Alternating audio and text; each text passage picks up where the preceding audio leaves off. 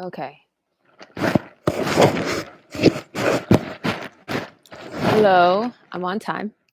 Let me read the disclaimers. I had to reschedule, so I don't know if anyone watched the video or got notice that I had to reschedule. Sorry about that. It was last minute. So the disclaimer is the opinions expressed on this forum is not representative of PLN's official stance. Our X's opinion is based on the information available at the time and not PLN's official stance. Not everyone who calls in is a TI. The gang stalkers have a tendency to pretend to be TIs and interfere with activities related to TIs. PLN and RX can't guarantee that TI hour participants, including guests, are real TIs or if what is being said by anyone is true. This isn't to invalidate anyone, but to take into consideration that gang stalkers sometimes pretend to be TIs. And then the video disclaimer, I'm not showing any videos, so I don't think I need to read that. All right. So let's get into it.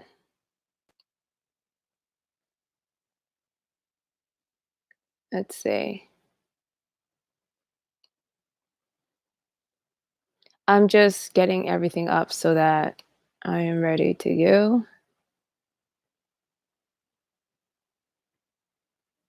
All right. So right now I am on TalkShoe and YouTube. Last time. Recording started. Okay. Last time I heard like a fuzzy noise, so I was wondering. Okay. So last time I didn't give all the stuff. So if you want to call me on TalkShoe, the number is 1-605-562-0444, and the show ID is 8813724. I want you to be aware that if you do call on TalkShoe, I don't know if it does this all the time or maybe I was doing the wrong thing. I think it shows the area code and the first three numbers of your phone number. So if you don't want that, you should just do it through the internet. And I don't know what happens when you just log on with TalkShoe through the internet, but I think you get more privacy that way. And it lets you use your computer. So it uses your computer microphone. I just want TIs to know that in case they feel funny about it. So you can use your computer microphone to do that. You could always use the TalkShoe chat box. I don't know if you have to sign in or not to use TalkShoe, or you have to create an account, but that's one way. So YouTube has a chat box and TalkShoe has a chat box if you want to use that. I'm not narrating. We're going back to reading the second part of the book. So let's get started. I like to read, especially in cases like this where I'm kind of studying the text. So if you want to read along, here's a link to a free text version of the book that doesn't have all the chapters and are missing some paragraphs, but it'll work for this purpose. Let me post that link and then we'll get started. See, here's the link to the text.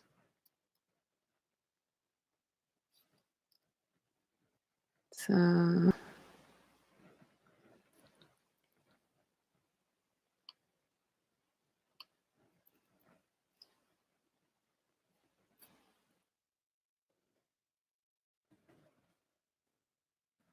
into it. Okay, so that's the link. It's all messed up. Let me do it again.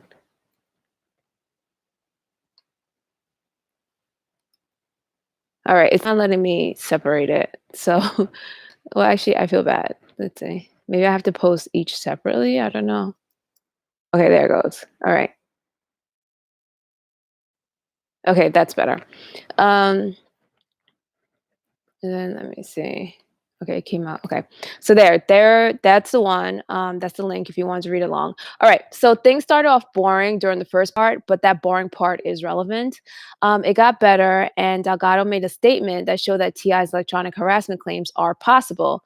So this part talks about Delgado's research on animals and people. So we're going right into the thick of his research. And it's actually, I think this part is interesting. I think all the way through it's interesting, but you be the judge of that. Okay, if you're ready, let's start. Some of these dogs have been trained to press a lever to trigger the electric shock which preceded food. During sexual relations in man, bites, scratches, and other potentially painful sensations are often interpreted as enjoyable, and some sexual deviants seek physical punishment as a source of pleasure. The paradox is that while skin and viscera have plentiful nerve endings for sensory reception, the brain does not possess this type of innervation. In patients under local anesthesia, the cerebral tissue may be cut, burned, pulled apart, or frozen without causing any discomfort. This organ, so insensitive to its own destruction, is, however, the exquisite sensor of information received from the periphery. In higher animal species, there is sensory differentiation involving specialized peripheral receptors, which code external information into electrical impulses, and internal analyzers, which decode the circulating inputs in order to give rise to the perception of sensations. Most sensory messages travel through peripheral nerves, dorsal roots, spinal cord, and medulla to the thalamic nuclei in the brain. But from there, we lose their trail and do not know where the information is interpreted as painful or pleasurable, or how effective components are attributed to a sensation. Although anatomical investigations indicate that thalamic fibers project to the parietal sensory cortex, stimulation of this area does not produce pain in animals or man. No discomfort has been reported following electrical excitation of the surface or depth of the motor areas, frontal lobes, occipital lobes, cingulate gyrus, and many other structures, while pain, rage, and fear have been evoked by excitation of the central gray tegmentum and a few other regions. Animals share with man the expressive aspect of emotional manifestations. When a dog wags its tail, we suppose it is happy, and when a cat hisses and spits, we assume that it is enraged. But these interpretations are anthropomorphic, and in reality, we do not know the feelings of any animal. Several authors have tried to correlate objective manifestations with sensations. For example, stimulation of the cornea of the eye provokes struggling, pupillary dilation, and rise of blood pressure. But these responses are not necessarily related to awareness of feelings, as is clearly demonstrated by the defensive agility of the decapitated frog. Experimental investigation of the mechanisms of pain and pleasure is handicapped in animals by their lack of verbal communication.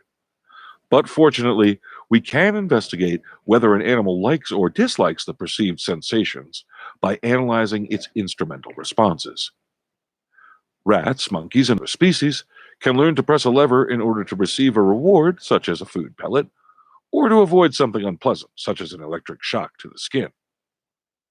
By the voluntary act of instrumental manipulation, an animal expresses whether or not the food, shock, or brain stimulation is desirable, allowing for the objective qualification of the sensation.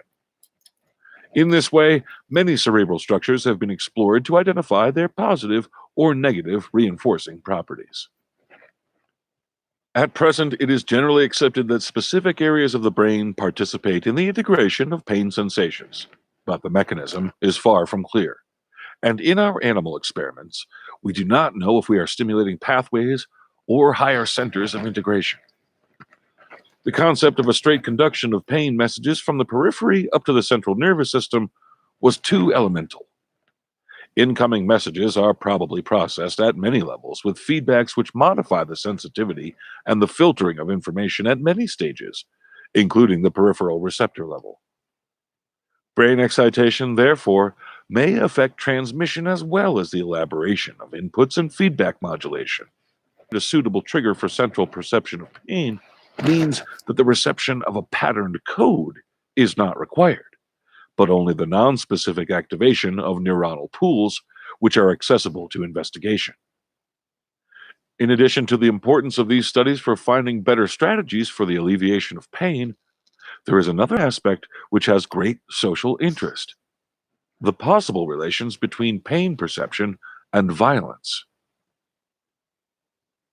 Violence within the brain. The Chronicle of Human Civilization is the story of a cooperative venture consistently marred by self-destruction, and every advance has been accompanied by increased efficiency of violent behavior.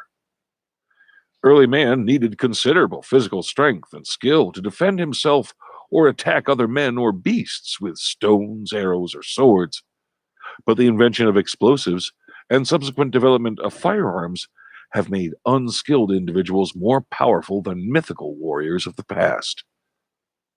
The technology for destruction has now placed at the disposal of man a vast arsenal of ingenious weapons which facilitate all forms of violence, including crimes against property, assassinations, riots, and wars, threatening not only individual life and national stability, but the very existence of civilization. Ours is a tragically imbalanced industrial society, which devotes most of its resources to the acquisition of destructive power and invests insignificant effort in the search which could provide the true weapons of self-defense, knowledge of the mechanisms responsible for violent behavior. They are necessarily related with intracerebral processes of neuronal activity, even if the triggering causality may reside in environmental circumstances. Violence is a product of cultural environment and is an extreme form of aggression, distinct from modes of self-expression required for survival and development under normal conditions. Man may react to unpleasant or painful stimuli with violence. He may retaliate even more vigorously than he is attacked, but only if he has been taught by his culture to react in this manner. A major role of education is to build internal controls in human beings so that they can withstand external pressures and maintain internal equilibrium. We should remember that it is normal for an animal to urinate when the bladder is full, and to mount any available female during the mating season, but that these behaviors may be controlled in man through training. The distinctly human quality of cerebralization of behavior is possible through education. Human aggression may be considered a behavioral response characterized by the exercise of force with the intent to inflict damage on persons or objects.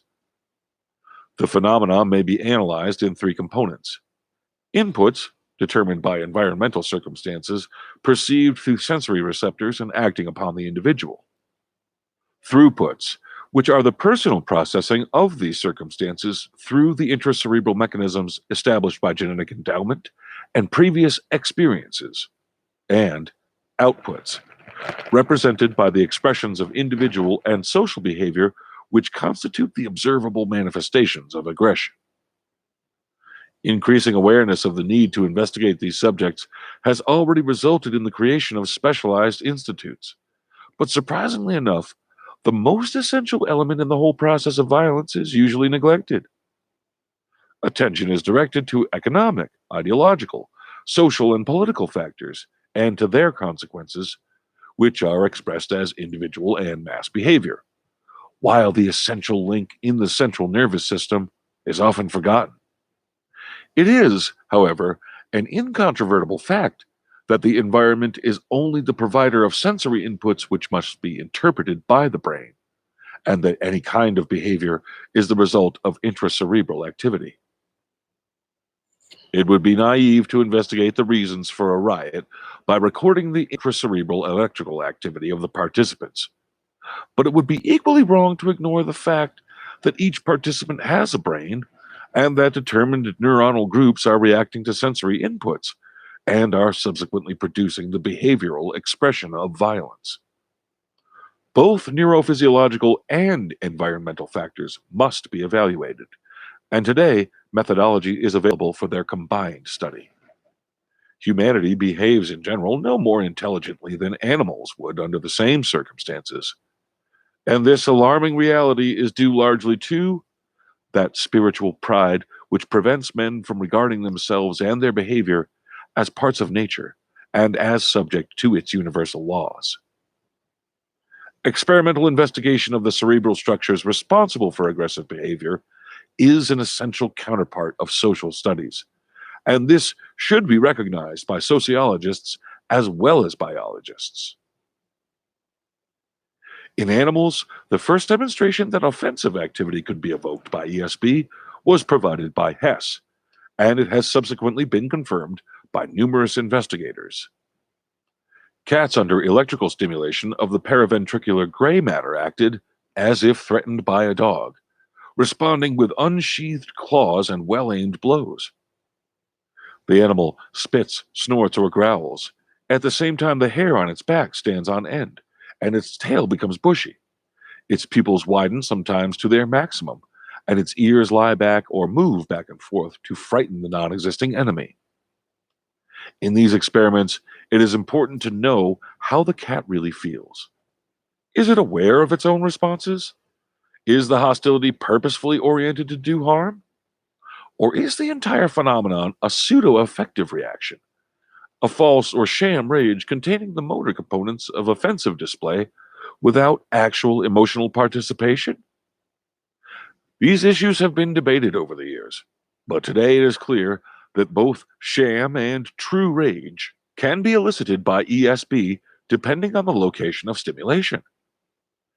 Excitation of the anterior hypothalamus may induce a threatening display with hissing and growling, which should be interpreted as false rage because the display was not directed against other animals.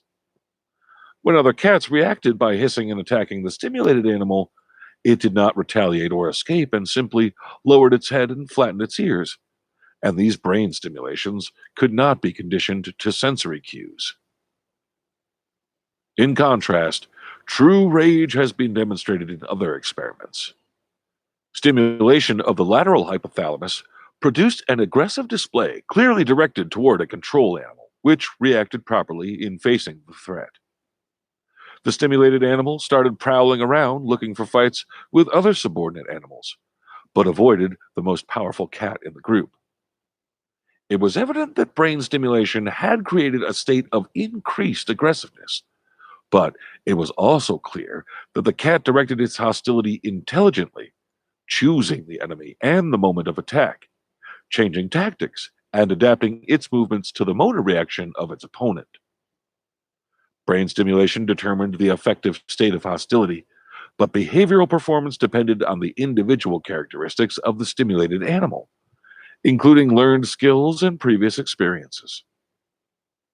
Stimulations were usually tested for 5 to 10 seconds, but since it was important to know the fatigability of the effect, a longer experiment was performed, reducing the applied intensity to a level which did not evoke overt rage. The experimental subject was an affectionate cat, which usually sought petting and purred while it was held in the experimenter's arms. Then it was introduced into the colony with 5 other cats, and was radio-stimulated continuously for 2 hours. During this period, the animal sat motionless in a corner of the cage, uttering barely audible growls from time to time. If any other cat approached, the stimulated animal started hissing and threatening, and if the experimenter tried to pet it, the growls increased in intensity and the animal often spat and hissed. This hostile attitude disappeared as soon as the stimulation was over, and the cat became as friendly as before. These experiments demonstrated that brain excitation could modify reactions toward normal sensory stimuli and could modulate the quality of the responses in a way similar to modulating during spontaneous emotional states. Monkeys are more interesting subjects than cats for the study of social interactions because of their more numerous and skillful spontaneous activities. It is well known that monkey colonies constitute autocratic societies in which one animal establishes itself as the boss of the group, claiming a large portion of the territory, feeding first, and being avoided by the others, who usually express their submissiveness by grimacing, crouching, and offering sexual play. In several colonies, we have observed that radio stimulation of specific points in the thalamus or central gray in the boss monkey increased his aggressiveness and induced well-directed attacks against other members of the group, whom he chased around and occasionally bit. It was evident that his hostility was oriented purposefully and according to his previous experience, because he usually attacked the other male who represented a challenge to his authority, and he always spared the little female who was his favorite partner. Okay, so that was the first 15 minutes. I don't know. In case you forgot, what I'm doing is I'm sectioning this book in 15-minute. What I'm doing is I'm doing 15-minute sections of this book and commenting after every 15 minutes. So let's see. So It says early man needed considerable physical strength and skill to defend himself or attack other men or beasts with stones, arrows, or swords. But the invention of explosives and subsequent development of firearms have made unskilled individuals more powerful than mythical warriors of the past. And that's on page 47 if you want to follow along on the PDF. So this sentence shows how someone who is unskilled but has a gun may have more power than a well-trained warrior. A weak person who never stepped foot on a battlefield but has a gun could beat a warrior who has beaten the strongest fighters in the world. This applies to the TI situation because TIs have noticed that sickly gang stalker drug addicts have had the guts to challenge a healthy, strong TI. Even when they were not under the influence of narcotics, the sickly gang stalker drug addicts didn't consider the stronger, healthier TI a threat. Gang stalker kids have even challenged adult TIs. Why? Besides the fact that the TI is isolated, electronic harassment is the backbone of this gang stalking network. I know that electronic harassment sounds like some impossible sci-fi delusion, but it isn't. The devices used in electronic harassment can make the gun obsolete. The scientist whose book we're listening to already said that remote control of people has been achieved. Now, imagine that a cop has a gun and is pointing it at a gang stalker who has an electronic harassment device. Theoretically, the gang stalker can use the device to stop the cop from using the gun by using the electronic harassment device to weaken the cop's hand, causing the cop to place the gun down. If that happens, the gun is useless to the cop, even though it works perfectly. But it becomes useless to the cop against the gang stalker. Back to the sickly drug addict gang stalker having the guts to try to bully the healthier and stronger TI. The drug addict gang stalker would probably use electronic harassment to beat the TI. And that's why it's important to investigate electronic harassment claims because weak minded psychopaths could use it to challenge a strong human society.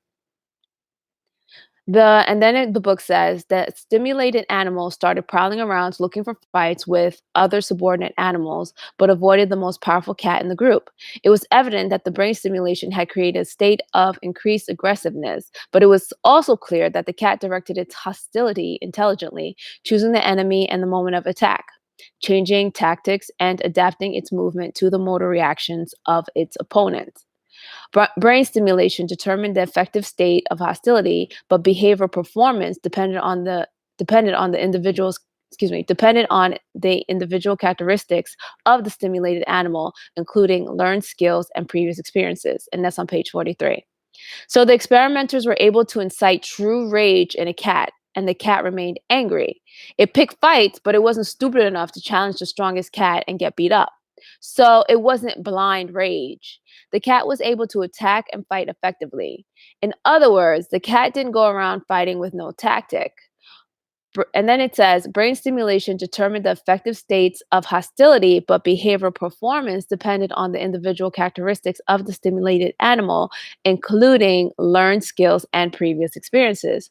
Therefore, if this worked on people, then a Manchurian candidate can be made. I mention this because, and I don't know if I'm saying Manchurian right, but I think I am. I mention this because it is something that TIs refer to a lot.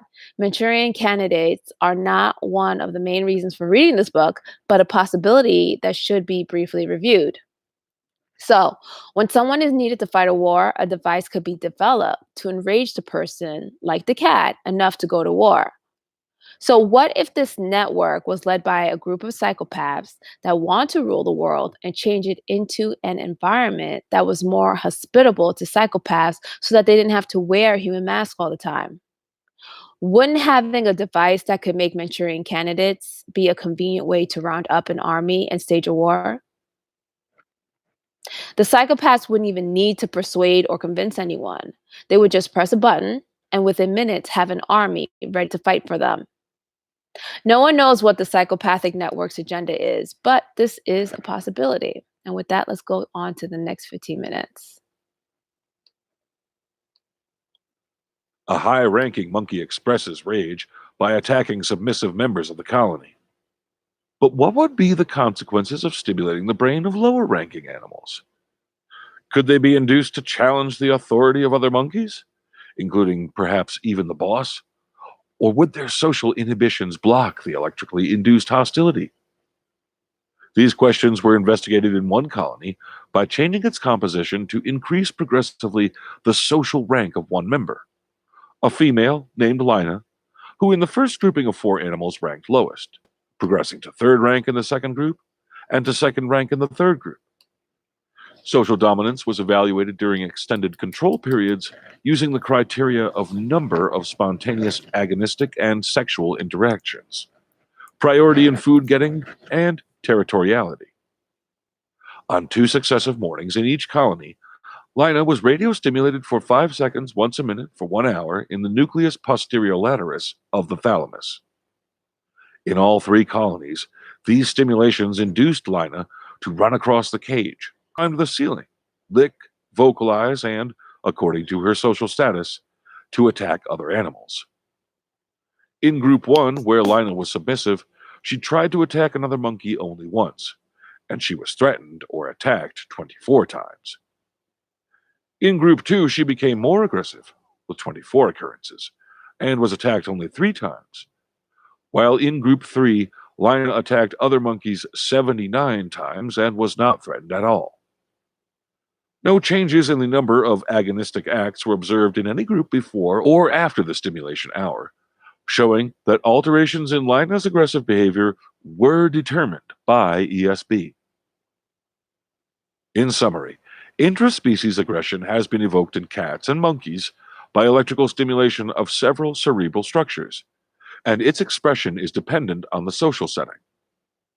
Unlike purely motor effects, including complex sequences which have no social significance, an artificially evoked aggressive act may be directed against a specific group member or may be entirely suppressed, according to the stimulated subject's social rank.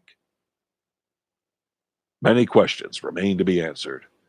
Which cerebral areas are responsible for spontaneous aggressive behavior?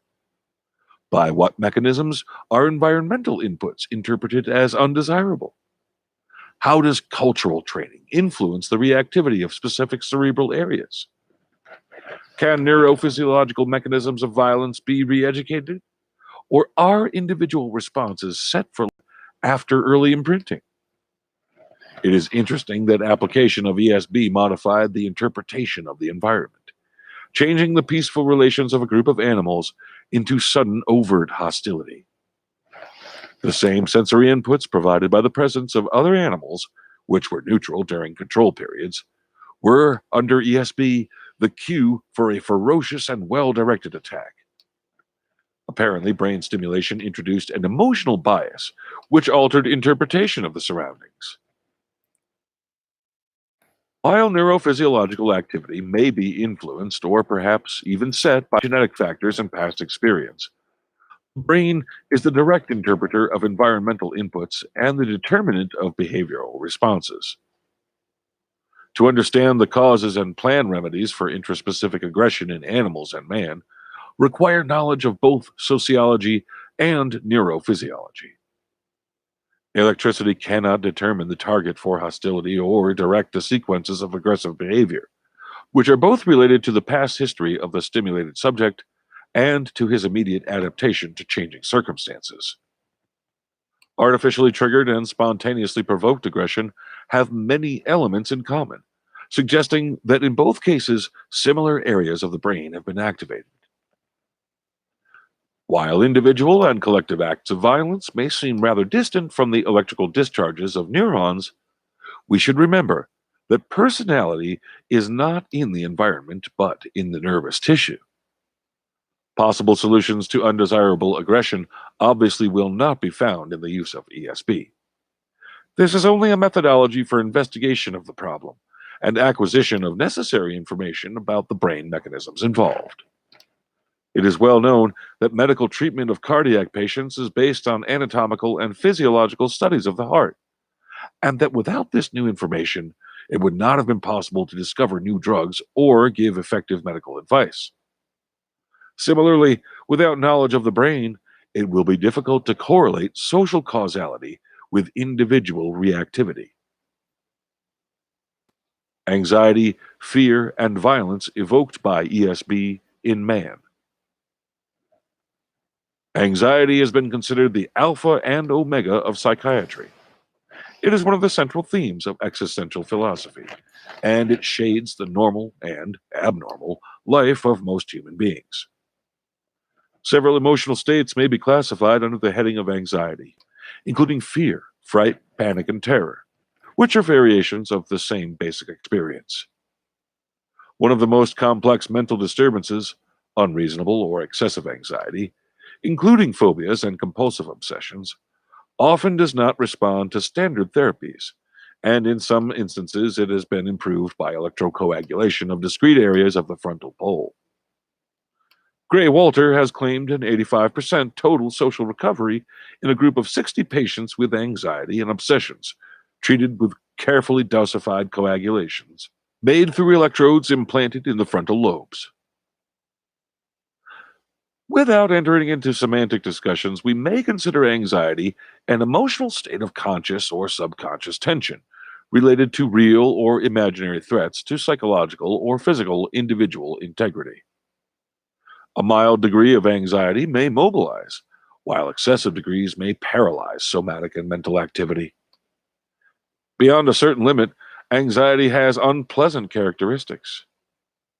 In normal circumstances, it is produced, as is any other emotion, by sensory inputs from the environment and by recollections, both of which require mental elaboration of messages which may be influenced by humoral and neuronal factors. In addition, there is abundant evidence that anxiety and fear may be induced as either a primary or a secondary category of response by direct electrical stimulation of the brain. The perception or expectancy of pain can be frightening, and in some cases, when ESB produced localized or generalized discomfort, patients have expressed concern about continuation of the exploratory procedures. In addition to the natural fear of possible further discomfort, there may have been a component of primary anxiety, which would be difficult to evaluate. Destruction of discrete parts of the thalamus produces relief from anxiety neurosis and obsessive compulsive neurosis, which is probably related to the interruption of tonic pathways to the frontal lobes. Stimulation of the thalamic nucleus, however, very seldom produces anxiety, and the reports of patients are limited to feelings of weakness, being different, dizziness, floating, and something like alcoholic intoxication. Clearer demonstrations of direct induction of fear without any other accompanying sensations have been reported by several investigators.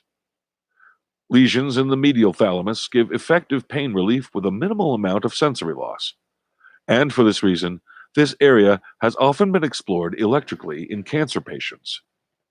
In some cases, it has produced acute anxiety attacks, with one patient vividly describing it as, "It's rather like the feeling of having just been missed by a car and leaped back to the curb and went brrr." Something in his guts felt very unpleasant, very unusual, and he certainly did not want to feel like that again. The surprising fact is that the unpleasant sensation of fear was felt in one side of the body, contralateral to the brain stimulation. Sweet has reported the case of a very intelligent patient, the dean of a graduate school, who, after a unilateral sympathectomy to treat his upper limb hypohidrosis, found that his previous and customary sensation of shivering while listening to a stirring passage of music occurred in only one side, and he could not be thrilled in the sympathectomized half of his body. These cases were interesting because emotions are usually experienced in a rather diffuse and bilateral fashion unless innervation has been specifically interrupted. The role of the thalamus in the integration of fear is also suggested by the study of a female patient whose spontaneous crippling attacks of anxiety of overwhelming intensity had led to several suicide attempts and a chronic state of depression and agitation quite refractory to drugs and psychotherapy. Stimulation of the dorsolateral nucleus of the thalamus evoked precisely the same type of attack at a level of symptomatology directly proportional to the applied intensity. It was possible to find the electrical threshold for a mild anxiety or to increase it to higher levels simply by turning the dial of the stimulator. One could sit with one's hand on the knob and control the level of her anxiety. In one of our female patients, stimulation of a similar area in the thalamus induced a typical fearful expression, and she turned to either side, visually exploring the room behind her. When asked what she was doing, she replied that she felt a threat and thought that something horrible was going to happen. This fearful sensation was perceived as real, and she had a premonition of imminent disaster of unknown cause. The effect was reliable on different days and was not altered by the use of lights and a movie camera to document the finding.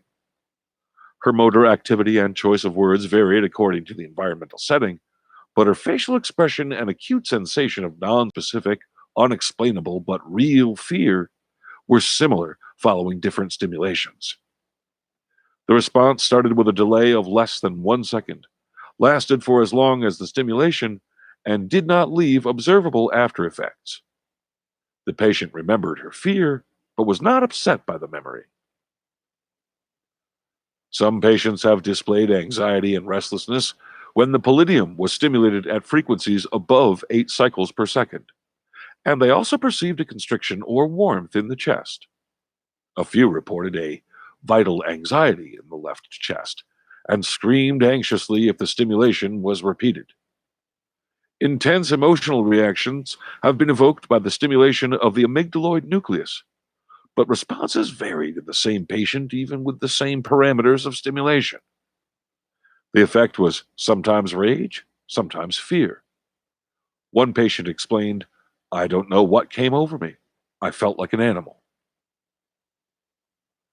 The sensation of fear without any concomitant pain has also been observed as a result of ESB of the temporal lobe. This effect may be classified as illusion of fear, because there was obviously no real reason to be afraid apart from the artificial electrical activation of some cerebral structures. In every case, however, fear is a cerebral interpretation of reality which depends on a variety of cultural and experiential factors with logical or illogical reasons. The fact that it can be aroused by stimulation of a few areas of the brain allows the exploration of the neuronal mechanisms of anxiety.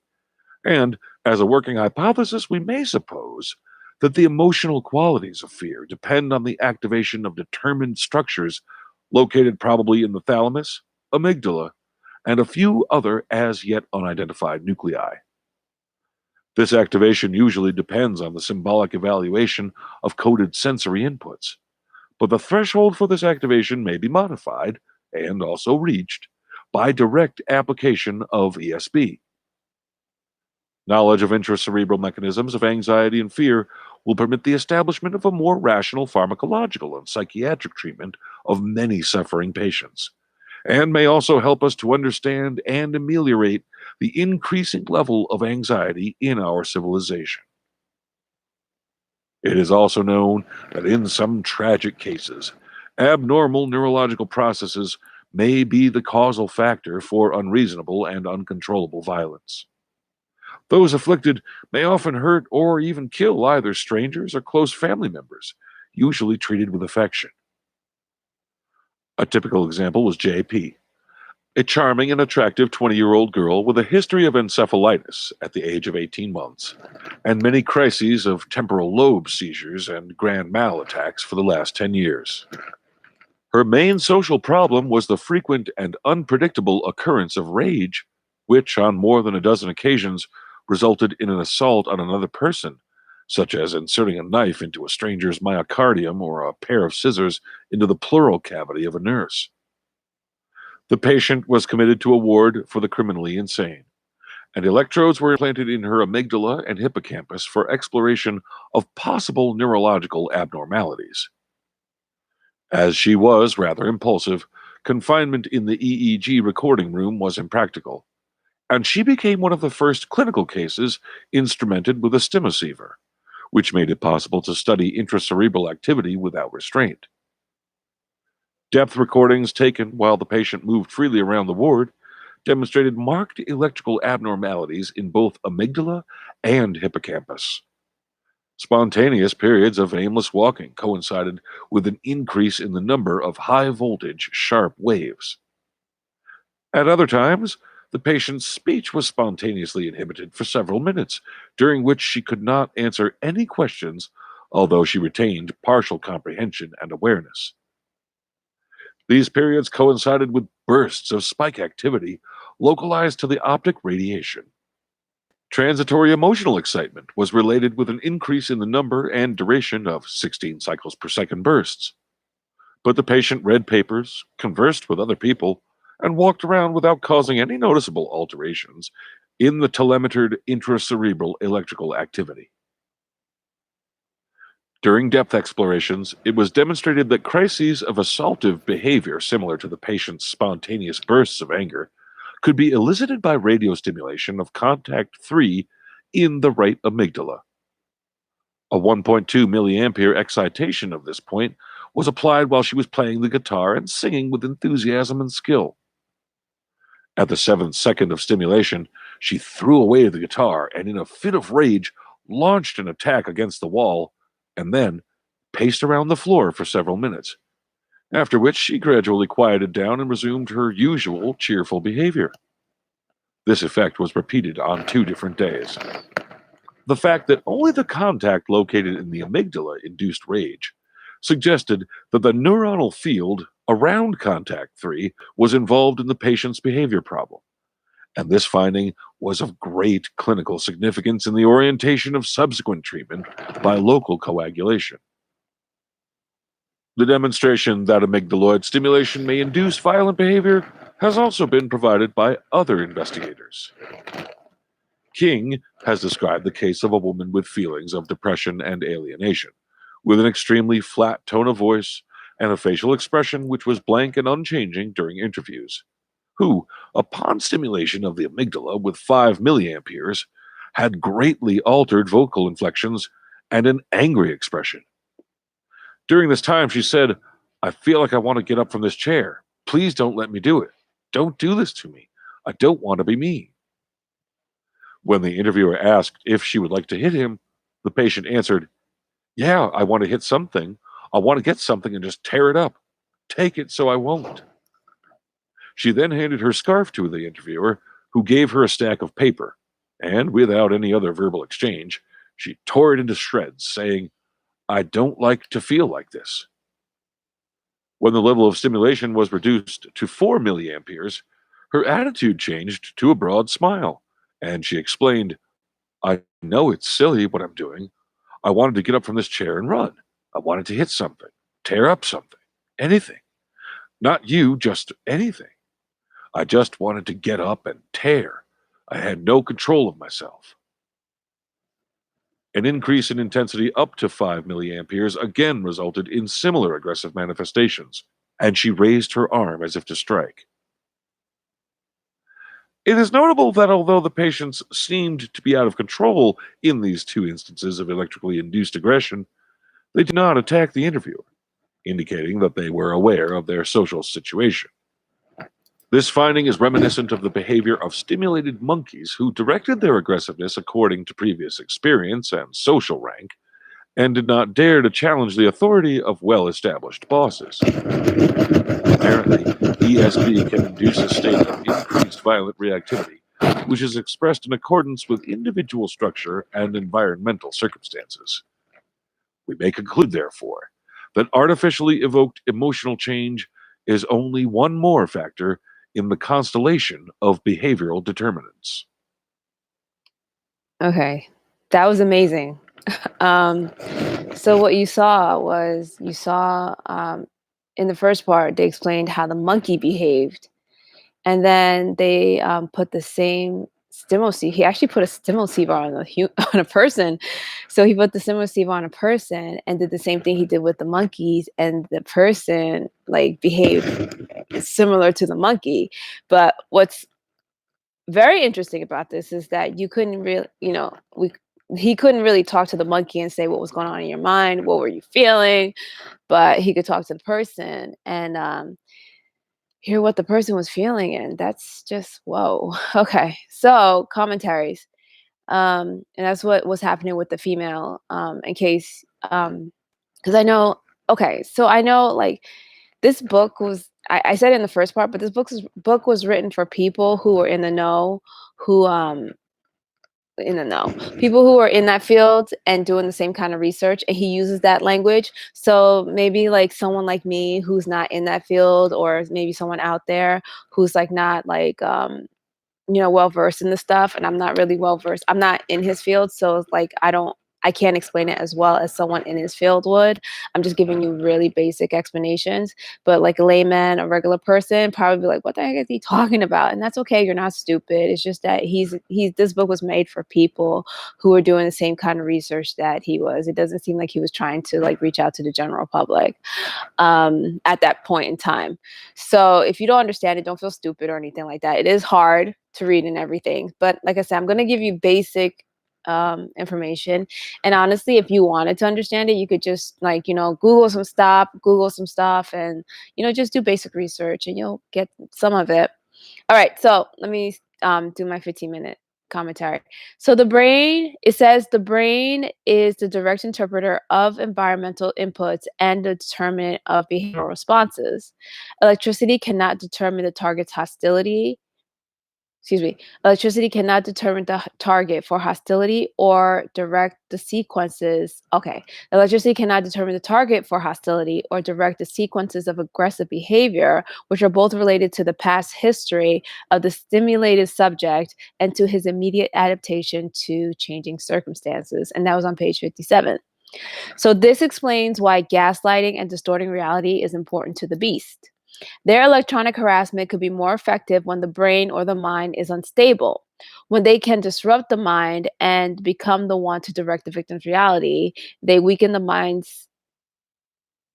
Okay, when they can disrupt the mind and become the one to direct the victim's reality, they weaken the mind's natural defenses, leaving the body open to be more responsive to reflexive stimuli from their electronic harassment. Let me read that again.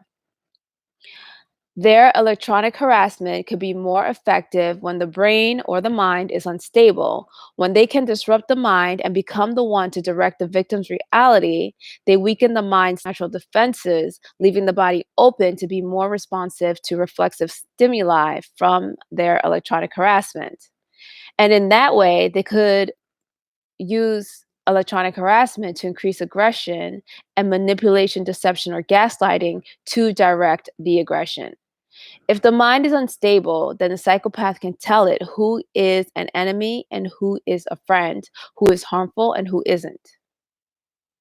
So, what happened? So, just to clarify that. So, Delgado is saying that the brain is the interpreter of environmental inputs and the determinant. The brain decides. Okay, so the information comes in, the brain interprets it, and then the brain tells you the body, okay, this is what's going to happen, this is what you're going to do. Okay, so he's saying that the electricity cannot determine the target for hostility. It may increase our hostility, but the electricity is not going to tell, okay, attack that person, attack this one. No, no, no, not him, attack that one. So the electricity or the electrical stimulation can't tell the person who's stimulated or the animal who's stimulated who to attack. It can only increase the aggression, and it cannot direct the sequences of aggressive behavior, which means that it can't tell the monkey, okay, you're going to attack that monkey and you're going to hit him over the head, and you're going to attack that monkey, you're going to scratch him, and you're going to go over and attack that monkey, you're going to pull him down and like toss him around. It can't do that. So that's all that's saying, that the electricity can't do that. The brain is the one that decides how to do that. And so what I'm saying is that the gang stalkers have electronic harassment, which is similar to the electrical stimulation, which could increase the aggressive for their target, who to attack or how to attack.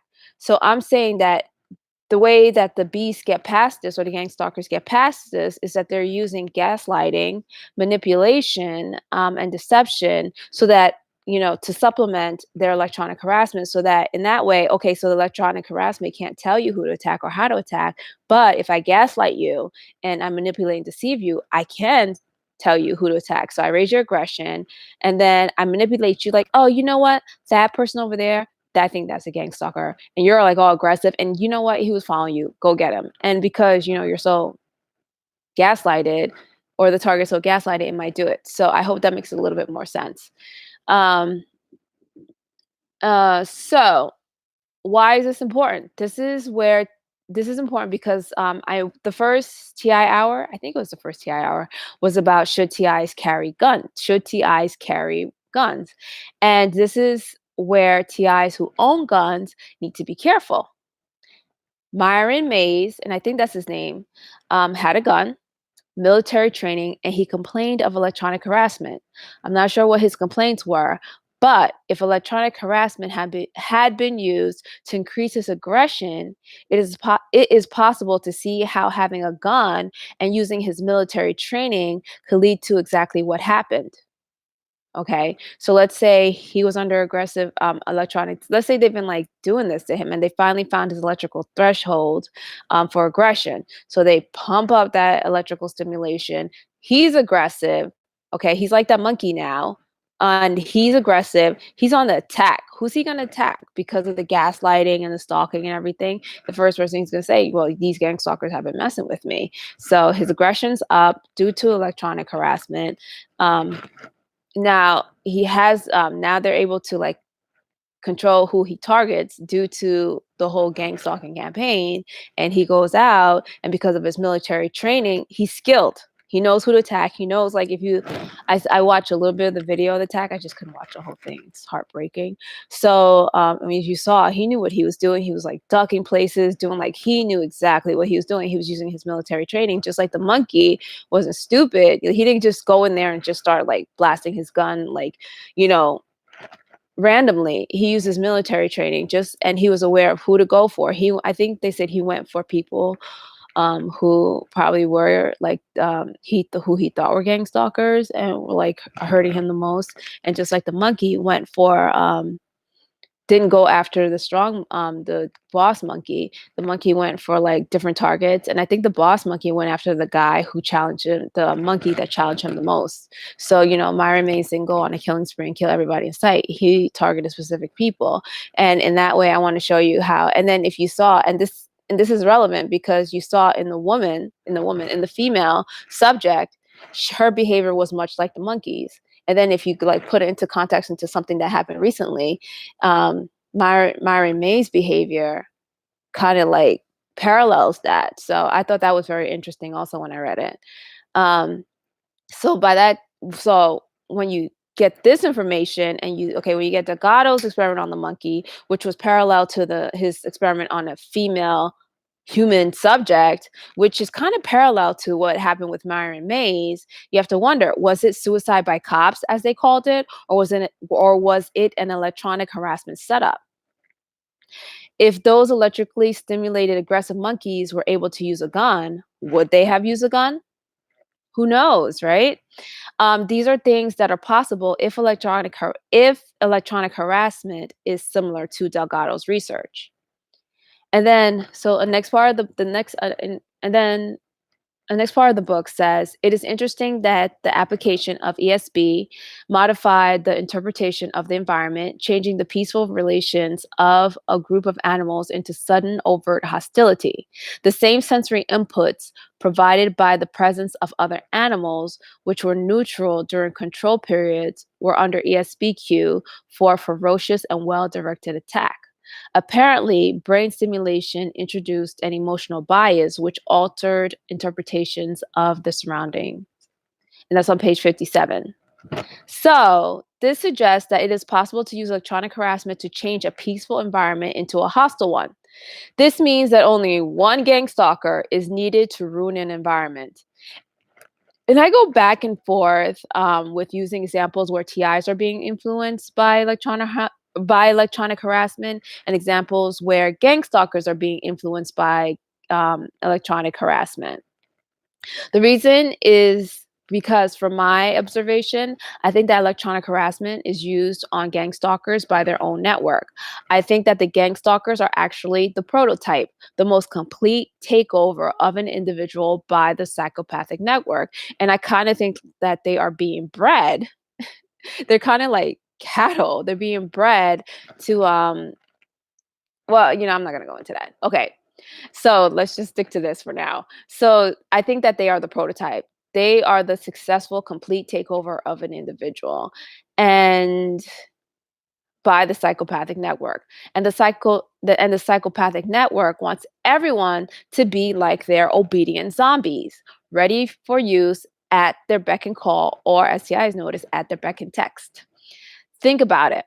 Let's say that those roaring engines on gang stalker cars are part of Let's say that those roaring engines on gang stalker cars are part of electronic harassment.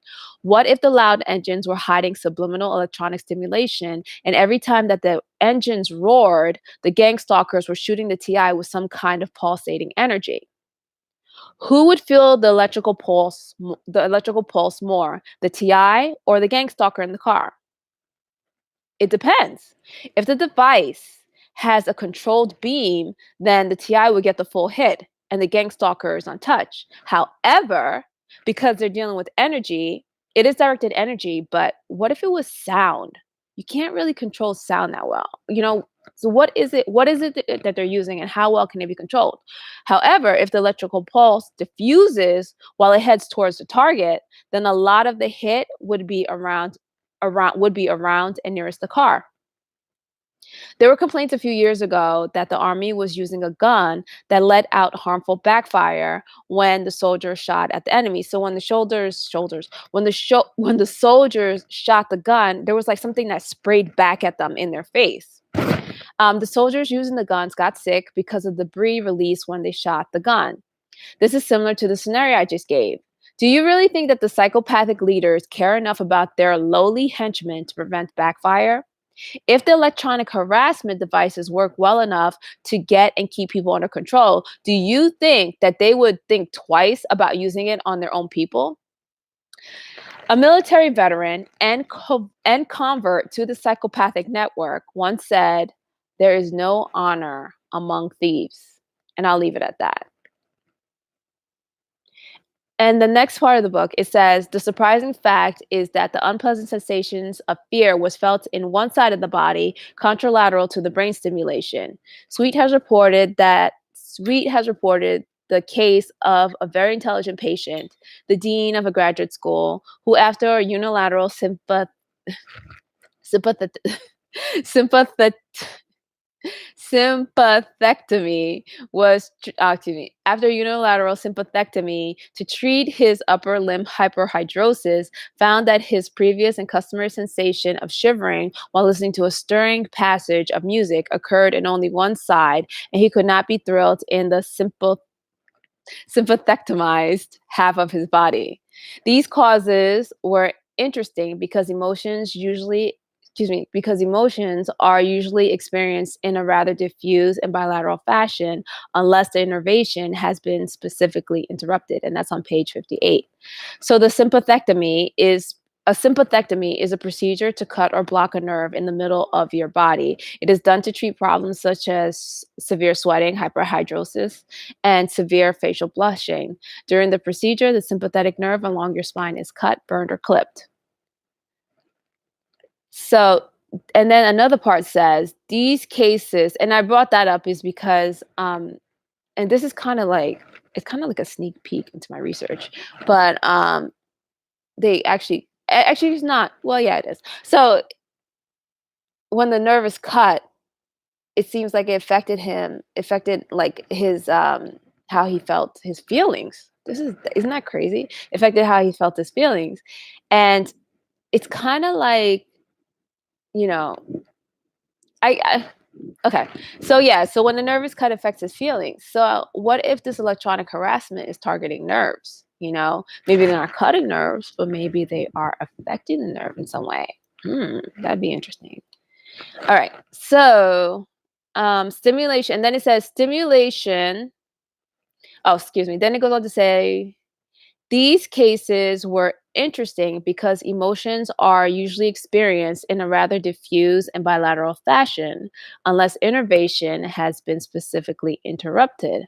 A TI said that she sometimes felt her feelings on one side of her body, but not the other. She never had a stroke and has no health issues, so this was puzzling. She said it sometimes felt as if parts of her body are numb and she doesn't know why. I don't know if any other TIs have felt like a numbness on parts of their body. Um, and then in another part, it says stimulation of the dorsolateral nucleus of the thalamus evoke precisely the same type of attack at a level of simple, I can't wait to get past this part. Symptomology directly proportional to the applied intensity. It was possible to find the electrical threshold for mild anxiety or to increase it to higher levels. And this is bizarre simply by turning the dial of the simulator. Oh my God. One could sit with one's hand on the knob and control the level of her anxiety on page 58. Whoa. I don't know, like, that is crazy. That part freaks me out. So Delgado was able to control someone's anxiety level, and that would be so dangerous if the wrong people had access to a device that could do that. I mean, like, he was literally just sitting there, and there's this patient in front of him, and he's just turning the dial, and she's getting more and more anxious. That is, wow, I don't know.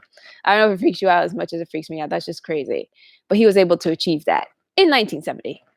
So or no, probably before 1970 because you have to do a lot of research before you write the paper.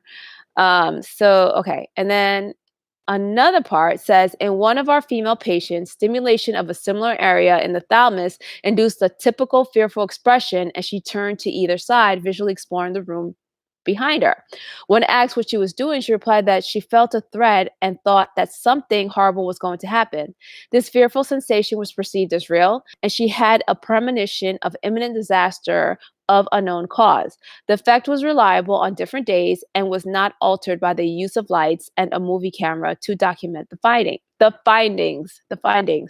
Her motor activity and choice of words varied according to the environmental setting, but her facial expression and acute sensation of non-specific, unexplainable, but real fear were similar following different stimulations. The response started with a delay of less than 1 second, lasted for as long as the stimulation, and did not leave observable after effects. The patient remembered her fear, but was not upset by the memory. Some patients have displayed anxiety and restlessness when the pallidum was stimulated at frequencies above 8 cycles per second. And they also perceived a constriction of warmth in their chest. A few reported a vital anxiety in the left chest and screamed anxiously if the stimulation was repeated. Intense emotional reactions have been evoked by stimulation of the amygdaloid nucleus, but responses varied in the same patient even with the same parameters of stimulation. The effect was sometimes rage, sometimes fear. One patient explained, I don't know what came over me. I felt like an animal. The sensation of fear without any concomitant, the sensation of fear without any concomitant pain has also been observed as a result of ESB of the temporal lobe. The effect of this effect may be classified as illusion of fear. Because there was obviously no reason to be afraid apart from the electrical, because there was obviously no reason to be afraid apart from the artificial electrical activation of some cerebral structures, page 59, if you want to read that again, because I kind of messed that up. But anyway, so this paragraph was shocking to me because a few years ago, the bees have said something along the lines of, I sprayed her with terror. And I had no idea what that meant. Terror is just a more intense version of fear. So now that I see that electronic devices can be used to induce fear, it seems that the beast electronic harassment devices could be used to manipulate feelings. The only explanation so far for the spray part is that they are spraying some kind of electronic harassment particles or EHP that could act as receivers or transmitters once it's on the target's skin or clothing. If this sounds ridiculous, please watch PLN's video on smart dust for more information. Now, the last part of this section was really intense. The examples of the two female subjects was shocking. It was essentially the same experiments on the monkeys and cats being done on a person. It elicited similar responses, but the females were actually able to tell the experimenter what they were feeling. I cringe at this part where he said, upon stimulation of the amygdala with 5 milliamperes, had greatly altered vocal inflections and an angry expression. During this time, she said, I feel like I want to get up from this chair. Please don't let me do it. Don't do this to me. I don't want to be mean. When the interviewer asked if she would like to hit him, the patient answered, yeah, I want to hit something. I want to get something and tear it up. Take it so I won't. Then she handed her scarf to the interviewer, who gave her a stack of papers, and without any verbal exchange, she tore it to shreds, saying, I don't like to feel like this. And that's on page 62. So she felt as if something was taking over her, and she had an uncontrollable urge to do something that she did not want to do.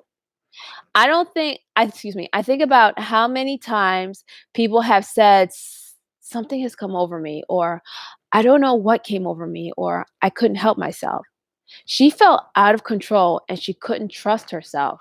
A TI said that in the beginning, when she didn't know what was happening, the idea of getting up in the middle of the night and stabbing herself with a knife kept coming into her mind. She was depressed, but she wasn't suicidal. The thought kept coming into her head and increased with intensity. It was as if she was being pressured to stab herself with a knife every time she held it. So she would be in the kitchen cooking, and it was just like something. She was just like, stab yourself. And she's like, what? So she was confused because she really didn't feel like stabbing herself, and she really didn't want to kill herself. She said, everything was fine in my life. I was depressed and I felt weird and I didn't know why.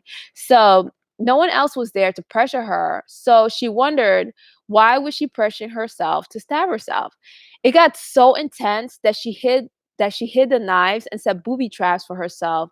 Um, every time before she went to bed, just in case she did get up in the middle of the night and tried to stab herself. So she thought she was going crazy. And you know what? I think this could help explain her ordeal. The beast could have been using electronic harassment to make her self harm or commit suicide. That's disgusting. Okay. So back to the female subject of the book. And that goes back to her because she was like feeling pressured to do something she didn't want to do. And it's like you could hear her like, oh my gosh, she like had to give him the scarf because she didn't want to rip it, but she just felt this intensity, like she had to, she had to, she had to. So it was weird. So it's weird that like, this TI was feeling pressure to stab herself with a knife. And it's disgusting if it is true that electronic harassment could do that. And you could, anyway, let me not get into it. I'm going off. Okay. So back to the female subject from the book. I can imagine observing a TI under agitation and the gang stalker standing there like the interviewer, knowing what was going on behind the scenes and making sneaky references to her struggle. And TIs, you know what I mean? So I can see the gang stalker asking, like, here's a TI. They got the electronic harassment going. The TI feels like hitting something. Of course, the gang stalker, okay, get your text, go in there, do something. The gang stalker comes up, starts with a TI and it says, do you want to hit me? Just like the interviewer, which is kind of trying to encourage her to do it.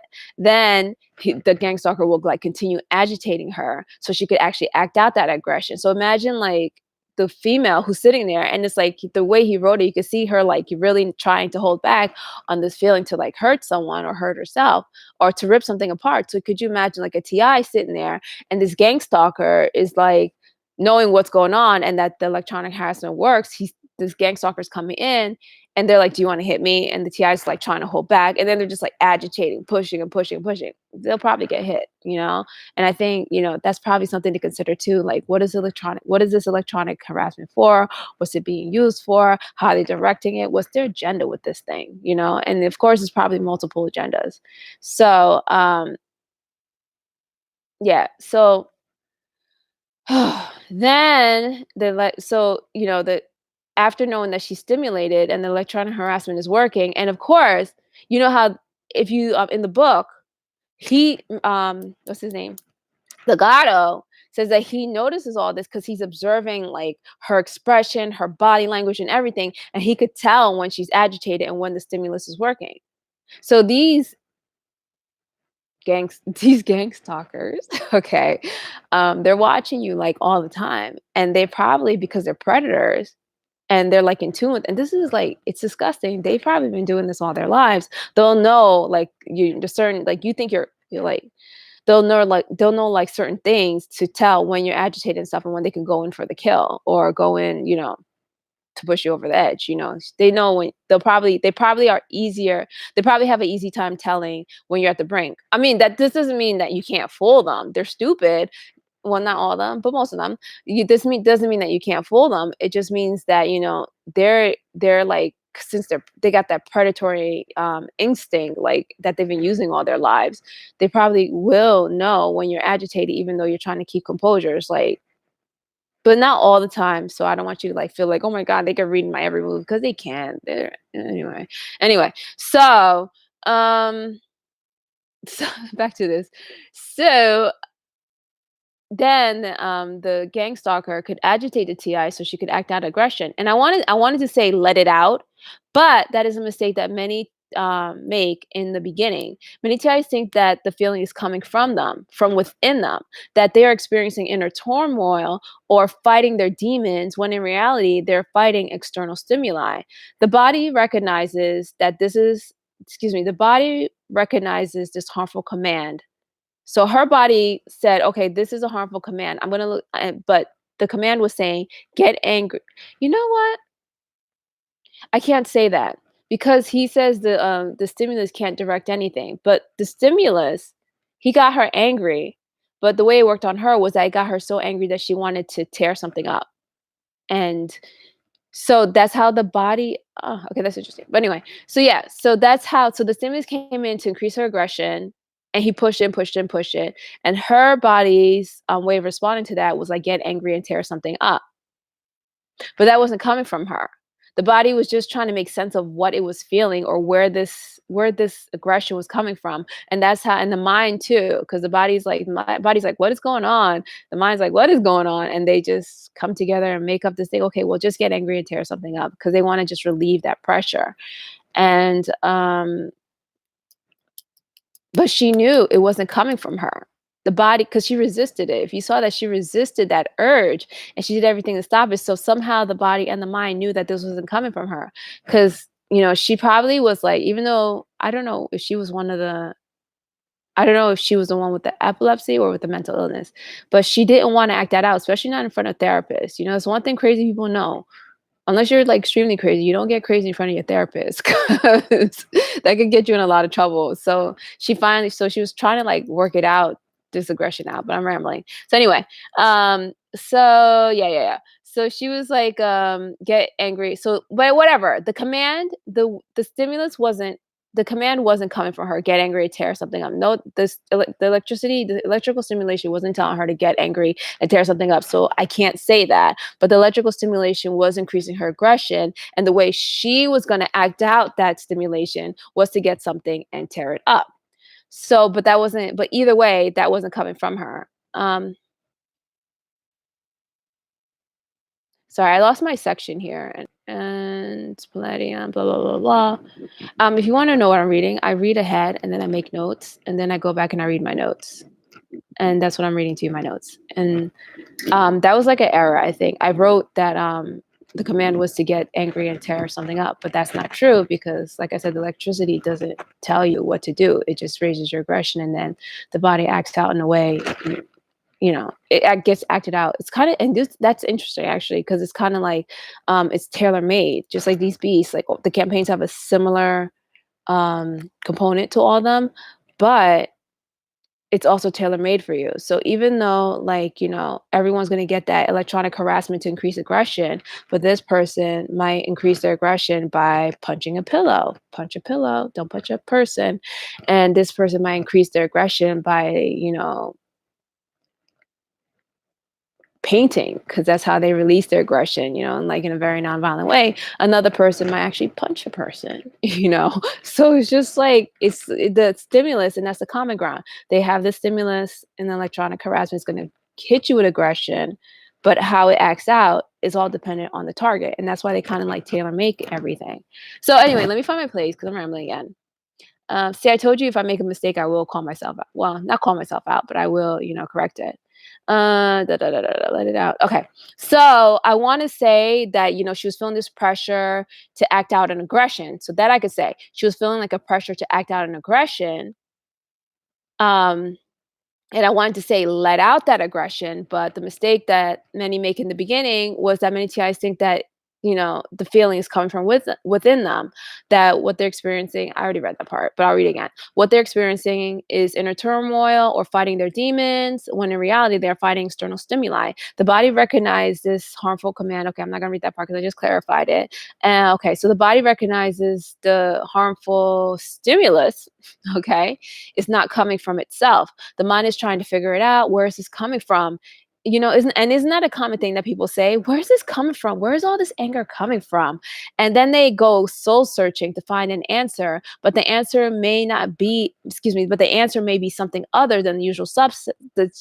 But the answer may be something other than the usual suspects, which are usually, oh, this must be something from my past coming up. Oh my gosh, this must be some repressed feelings. It must be spirits, something. Those are the usual suspects. But what if someone was using an electronic device to mess with your mind, body, and emotions? What could be happening when you say to someone, what could be happening when you say to someone, oh, I don't know why I like you, I just do,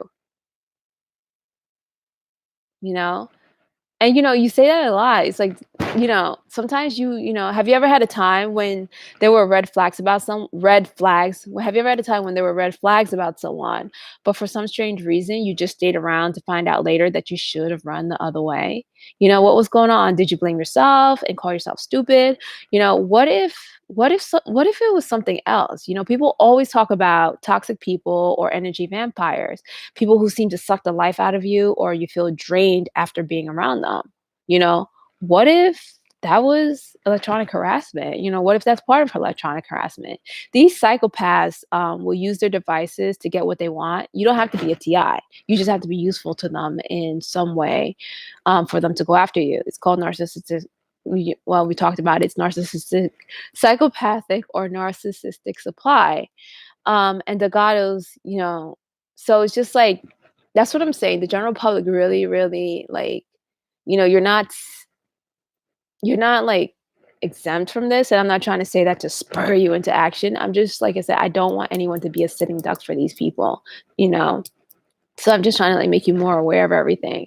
And Delgado's work opens up so many possibilities, good, bad, and neutral. And I probably scared a lot of people, but it is better to know than be a sitting duck, Psychopaths love sitting ducks and I don't like that, And but I did also let you know that their device is not invincible. And this book has supported that statement. This still could be stopped. This book was published in the early 1970s, but it doesn't seem as if the bees have got to their goal of totally controlling people, except for their prototypes, their own minions. So I think at this point, some official authority needs to look into the TI's claims before it's too late. So I'm sorry if I rambled. I made a mistake and I had to correct it. And let's go to the next part. Pleasurable excitation of the animal brain. It is surprising that in science as well as in literature, more attention has been paid to suffering than to happiness. The central theme of most novels is tragedy, while happy books are hard to find. Excellent monographs have been published about pain, but similar studies of pleasure are non existent. Typically, in the monumental Handbook of the American Physiological Society, a full chapter is devoted to pain, and pleasure is not even listed in the general subject index. Evidently, the pursuit of happiness has not aroused as much scientific interest as the fear of pain. In psychological literature, the study of reward is well represented. Even there, it has been considered a second rate sensation and perhaps an artifact of a diminution of pain. It has been postulated that a truly pleasant sensation could not exist because organisms have a continuous tendency to minimize incoming stimuli. Pleasure was thus considered a subjective name for the diminution of drive, the withdrawal of a strong stimulation, or the reduction of pain. This pain reduction theory has been fruitful as a basis for psychological investigations, but it is gloomy to think that we live in a world of punishment in which the only reality is suffering, and that our brain can perceive different degrees of pain but no real pleasure. Interest in the earlier ideas of hedonism has been renewed by recent experimental studies. According to this theory, pain and pleasure are relatively independent sensations and can be invoked by different types of stimuli, which are recognized by separate cerebral mechanisms. Behavior is considered to be motivated by stimuli which the organism tries to minimize, pain, or by stimuli which the organism tries to maximize, pleasure. The brain is thought to have different systems for the reception of these two kinds of inputs, and the psychological state of pleasure or reward can be determined not only by the termination of pain, but also by the onset of primary pleasure.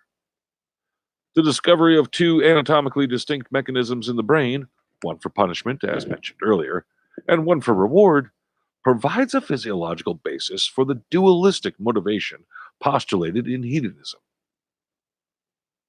The surprising fact is that animals of different species, including rats, cats, and monkeys, have voluntarily chosen to press a lever which provides electrical stimulation of specific cerebral areas.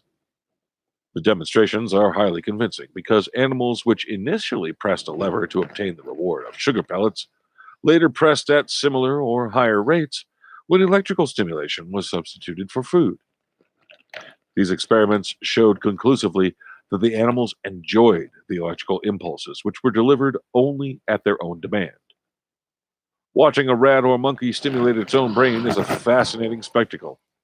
Usually, each lever pressing triggers a brief zero point 0.5 to 1 second brain stimulation, which can be more rewarding than food.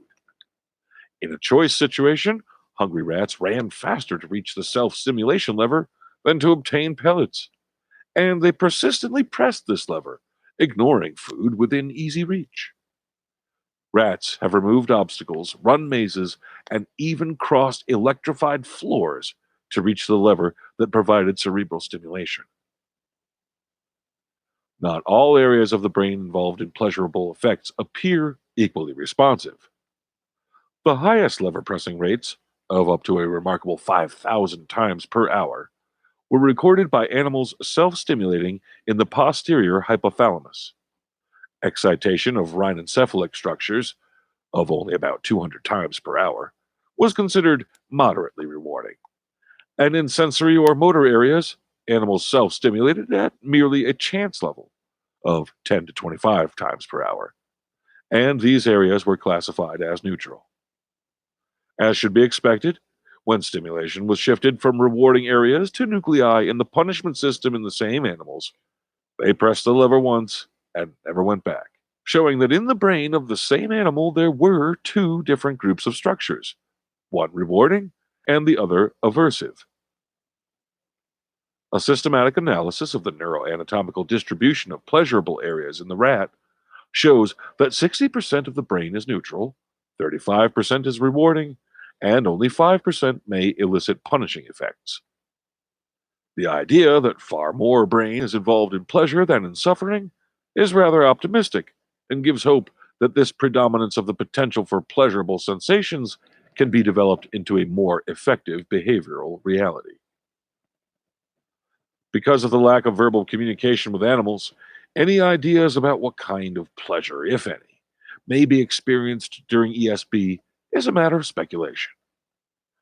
There are some indications, however, that the perceived sensations could be related to anatomical differentiation of primary rewards of food and sex, because hungry animals self stimulated at a higher rate in the middle hypothalamus, while administration of sexual hormones to castrated rats increased their lever pressing of more lateral hypothalamic points. The controversial issue of how these findings in animals may relate to human behavior and the possible existence of areas involved in pleasure in the human brain has been resolved by the information obtained in patients with implanted electrodes. Human pleasure evoked by ESB.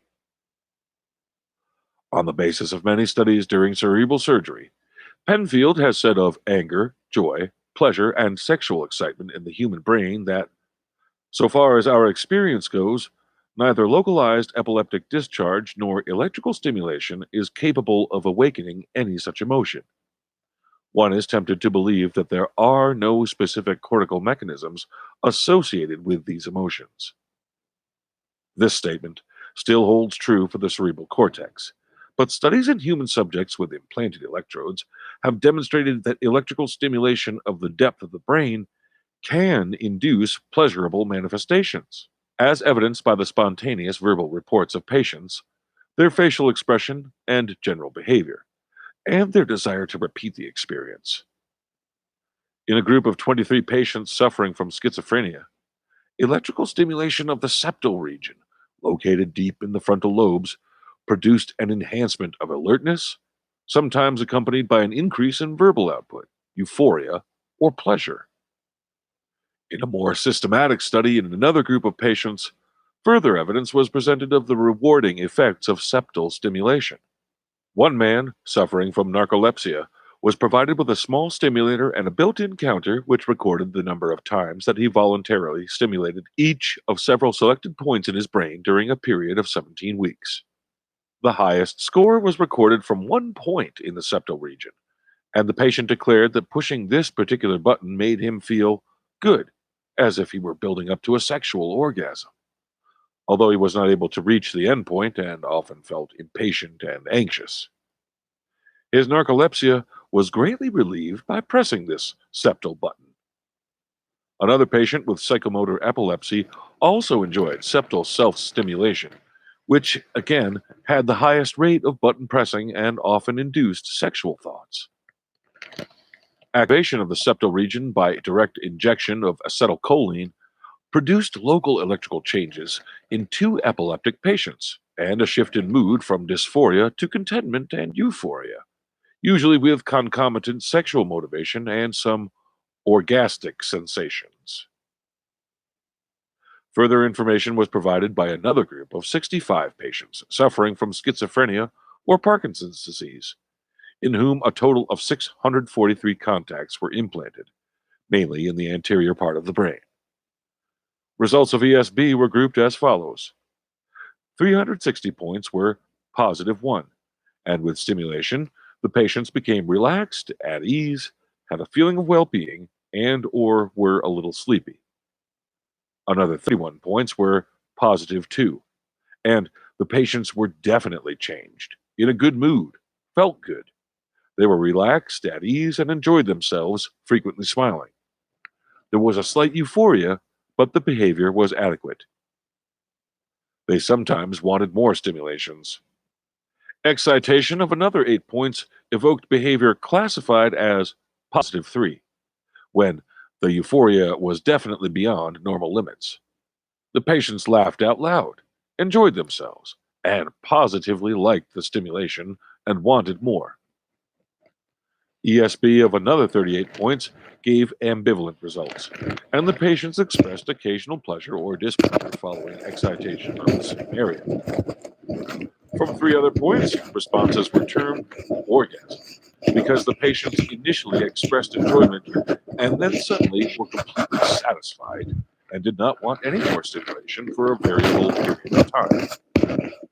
Finally, from about 200 other points, ESB produced unpleasant reactions, including anxiety, sadness, depression, fear, and emotional outbursts.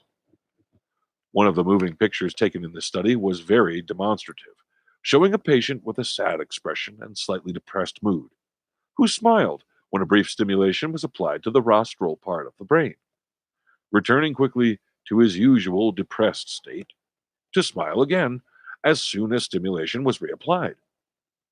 Then a 10-second stimulation completely changed his behavior and facial expression into a lasting, pleasant, and happy mood. Some mental patients have been provided with portable stimulators, which they have used in self-test.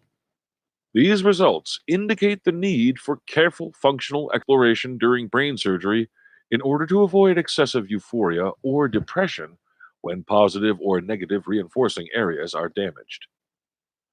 Emotional instability in which the subject bursts suddenly into tears or laughter without any apparent reason, has been observed following some neurosurgical interventions. These major behavior problems might have been avoided by sparing the region involved in emotional regulation. In our own experience, pleasurable sensations were observed in 3 patients with psychomotor epilepsy. The first case was VP, a 36-year-old female with a long history of epileptic attacks, which could not be controlled by medication. Electrodes were implanted in her right temporal lobe, and upon stimulation of a contact located in the superior part, about 30 millimeters below the surface, the patient reported a pleasant tingling sensation in the left side of her body, from my face down to the bottom of my legs. She started giggling and making funny comments, stating that she enjoyed the sensation very much. Repetition of these stimulations made the patient more communicative and flirtatious, and she ended by openly expressing her desire to marry the therapist. Stimulation of other cerebral points failed to modify her mood and indicated the specificity of the evoked effect. During control interviews before and after ESB, her behavior was quite proper, without familiarity or excessive friendliness. The second patient was JM, an attractive, cooperative, and intelligent 30-year-old female who had suffered for 11 years from psychomotor and grand mal attacks which resisted medical therapy. Electrodes were implanted in her right temporal lobe, and stimulation of one of the points of the amygdala induced a pleasant sensation of relaxation and considerably increased her verbal output, which took on a more intimate character. This patient openly expressed her fondness for the therapist, who was new to her, kissed his hands, and talked about her immense gratitude for what was being done for her. A similar increase in verbal and emotional expression was repeated when the same point was stimulated on a different day, but it did not appear when other areas of the brain were explored.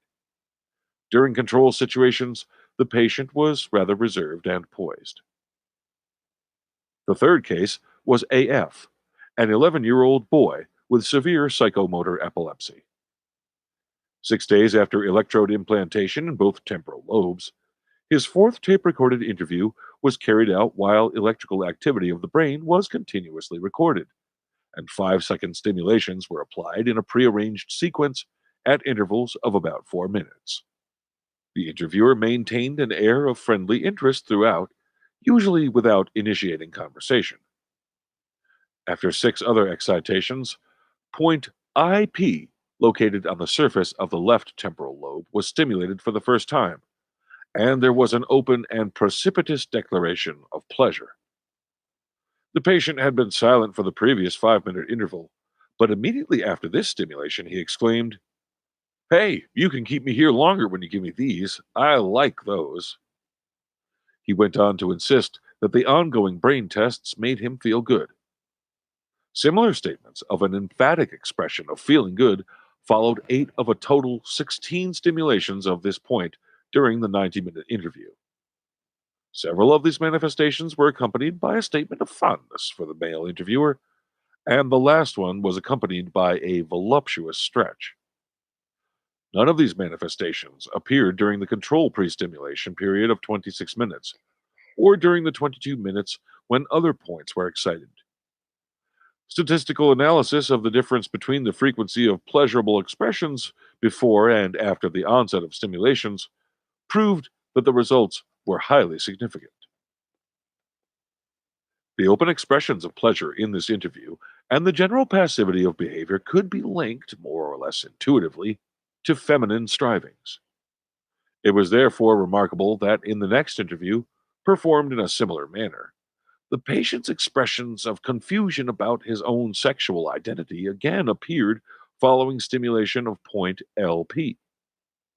He suddenly began to discuss his desire to get married, but when asked, "To whom?" he did not immediately reply.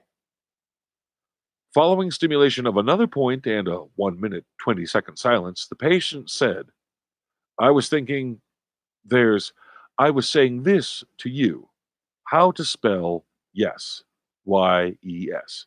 I mean, Yos, N-O. You ain't Y-E-O, it's this, Y-O-U. The topic was then completely dropped. The monitor who was listening from the next room interpreted this as a thinly veiled wish to marry the interviewer, and it was decided to stimulate the same site again after the prearranged schedule had been completed. During the following 40 minutes, 7 other points were stimulated, and the patient spoke about several topics of a completely different and unrelated content. Then, LP was stimulated again, and the patient started making references to the facial hair of the interviewer, and continued by mentioning pubic hair and his having been the object of genital sex play in the past. He then expressed doubt about his sexual identity, saying, I was thinking if I was a boy or a girl, which one I'd like to be. Following another excitation, he remarked with evident pleasure, You're doing it now.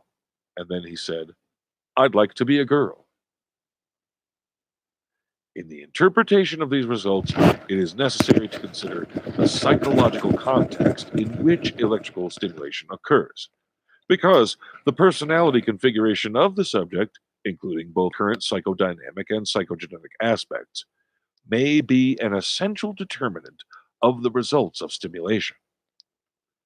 Expression of feminine strivings in our patient probably was not the exclusive effect of ESB, but the expression of already present personality factors which were activated by stimulation.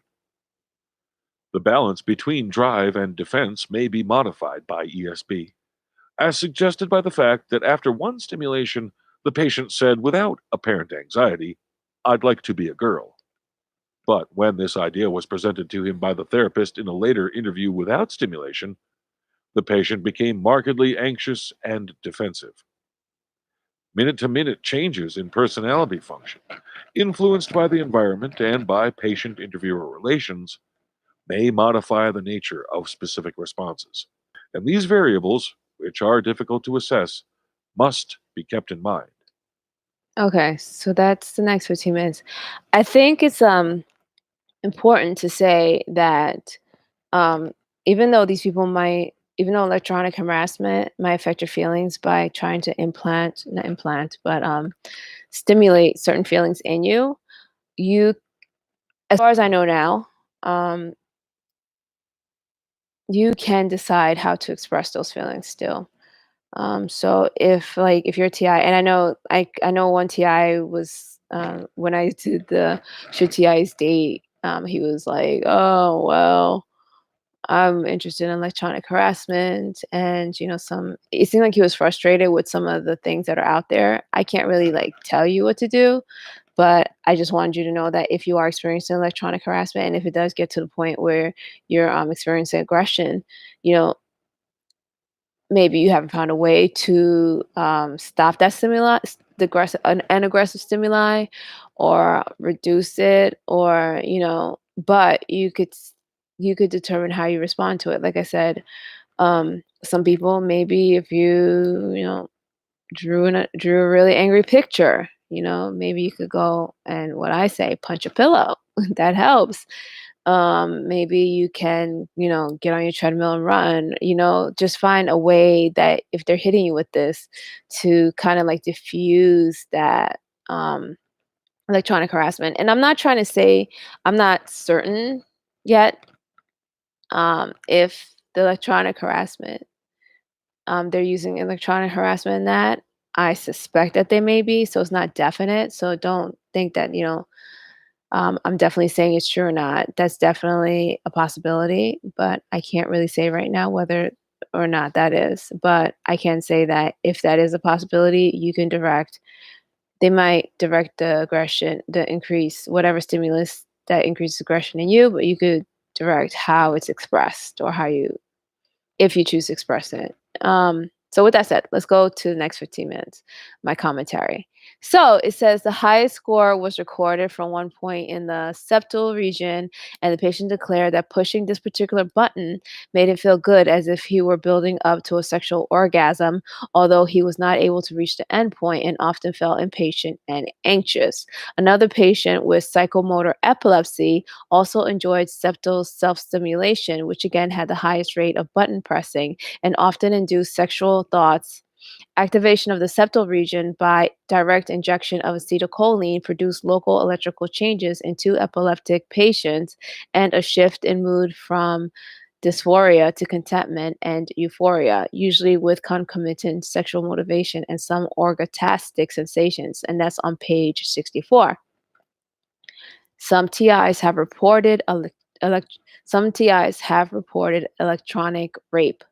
They said that they feel as if they were being sexually stimulated by some electronic means. This statement of Delgado's research confirms that a subject reported feeling sexually, excuse me, this statement of Delgado's research confirms that a subject reported feeling sexual pleasure delivered by an electronic device. And in another part, it says the first case was VP, a 36-year-old female with a long history of epileptic attacks, which could not be controlled by medication. Electrodes were implanted in her right temporal lobe, and upon stimulation of a contact located in the superior part, about 30 millimeters below the surface, the patient reported a pleasant tingling sensation in the left side of her body, from my face down to the bottom of my legs. She started giggling and making funny comments, stating that she enjoyed the sensation very much. Repetition of these stimulations made the patient more communicative and flirtatious, and she ended up openly expressing her desire to marry the therapist, and that's on page 65. That is bizarre. They were able to stimulate regions of a female's brain to make her more flirtatious, even to the point of saying she wanted to marry her therapist. Could it be possible that someone could use this to make you think you are attracted to them, even to the point of trying to marry them? Maybe. However, remember that Delgado's research stated that whether or not the stimulation worked depended on the person. Was this female already attracted to the therapist to begin with? So these stimulations just enhanced that? That could be. That's still dangerous to me because if he had taken advantage because that's still dangerous to me because if he had taken advantage of any initial attraction, she would have dived headfirst into a marriage with a person she didn't even know. He could have been a serial killer, psychopath, or a gang stalker, for all she knew. The most alarming question is, what if she wasn't attracted to him at all, and these electronic stimulations made her think she was attracted to him to the point of wanting to marry him? Who knows if that was the case? But it did say that during control interviews before and after ESB, her behavior was quite proper, without familiarity or excessive friendliness, and that's on page 65. The female subject also suffered from epilepsy, which is not considered a mental illness. And I also want to note that there was a kid used as a subject, and the electronic stimulation also worked on him. The description of the male subject vaguely expressing an attraction to the interviewer goes back to the question I asked earlier about whether or not the female was initially attracted to the therapist in the first place, or was the electronic stimulation making her think that? Here's a guy where there seemed to be no previous reason to think that he was homosexual, but he kind of hinted that he wanted to marry the male therapist. That could be coincidence, but it does suggest that it might be the electronic stimulation making a female and a male think they wanted to marry a therapist they just met or didn't know that well. Later, it says in the interpretation of these results, it is necessary to consider the psychological context in which electrical stimulation occurs because the personality configuration of the subject, including both current and psychodynamic and psychogenetic aspects, may be an essential determinant of the results of stimulation. Expression of feminine strivings in our patient probably was not the exclusive effect of ESB, but the expression of already present personality factors which were activated by the stimulation. The balance between drive and defense may be modified by ESB, as suggested by the fact after as suggested by the fact that after one stimulation, the patient said without apparent anxiety, I like to be a girl. But when this idea was presented to him by the therapist in a later interview without stimulation, the patient became markedly anxious and defensive. Minute to minute changes in personality function, influenced by the environment and by patient interview relations, may modify the nature of specific responses. And these variables, which are difficult to assess, must be kept in mind. And that's on page 66.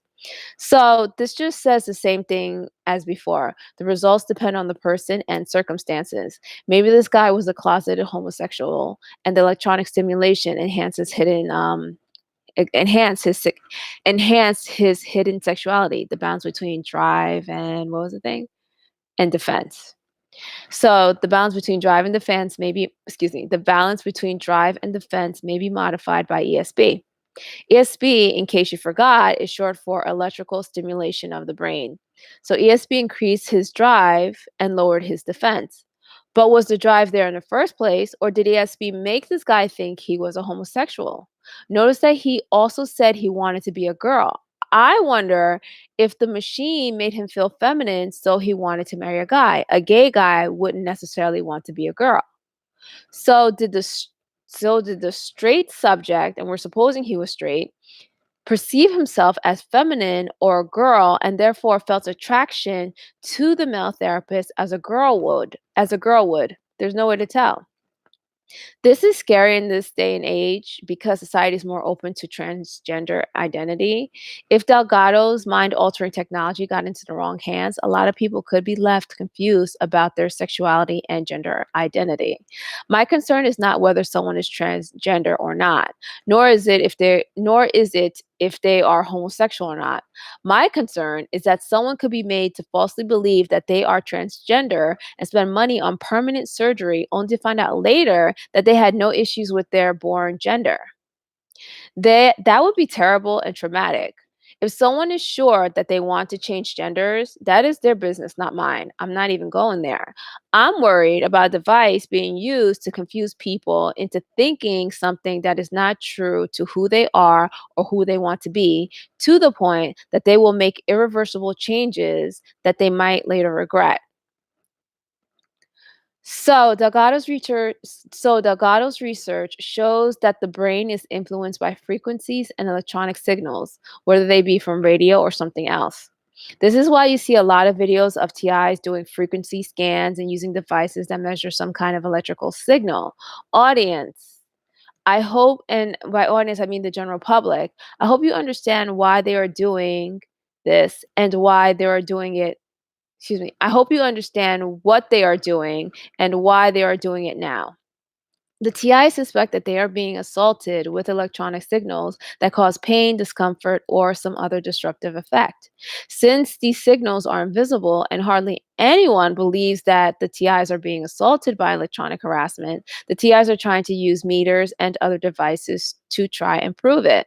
They're not crazy, but a lot of TIs aren't trained in the fields that can read, interpret, and explain what the meters are reading. The TIs but the TIs still try because they are asking for help. A lot of TIs just want investigations done, someone to listen to them and take them seriously. Mostly, they just want it all to stop. So next time you see a video of a TI doing meter readings of some sort, please be more understanding because this is someone who is in a horrible situation and is trying to prove that she or he is being harmed. Even if you think it's all BS, try not to join in with the mockery of the trolls. Try not to join, even if you think this is all BS, try not to join in the mockery of the trolls. Back to what I was saying.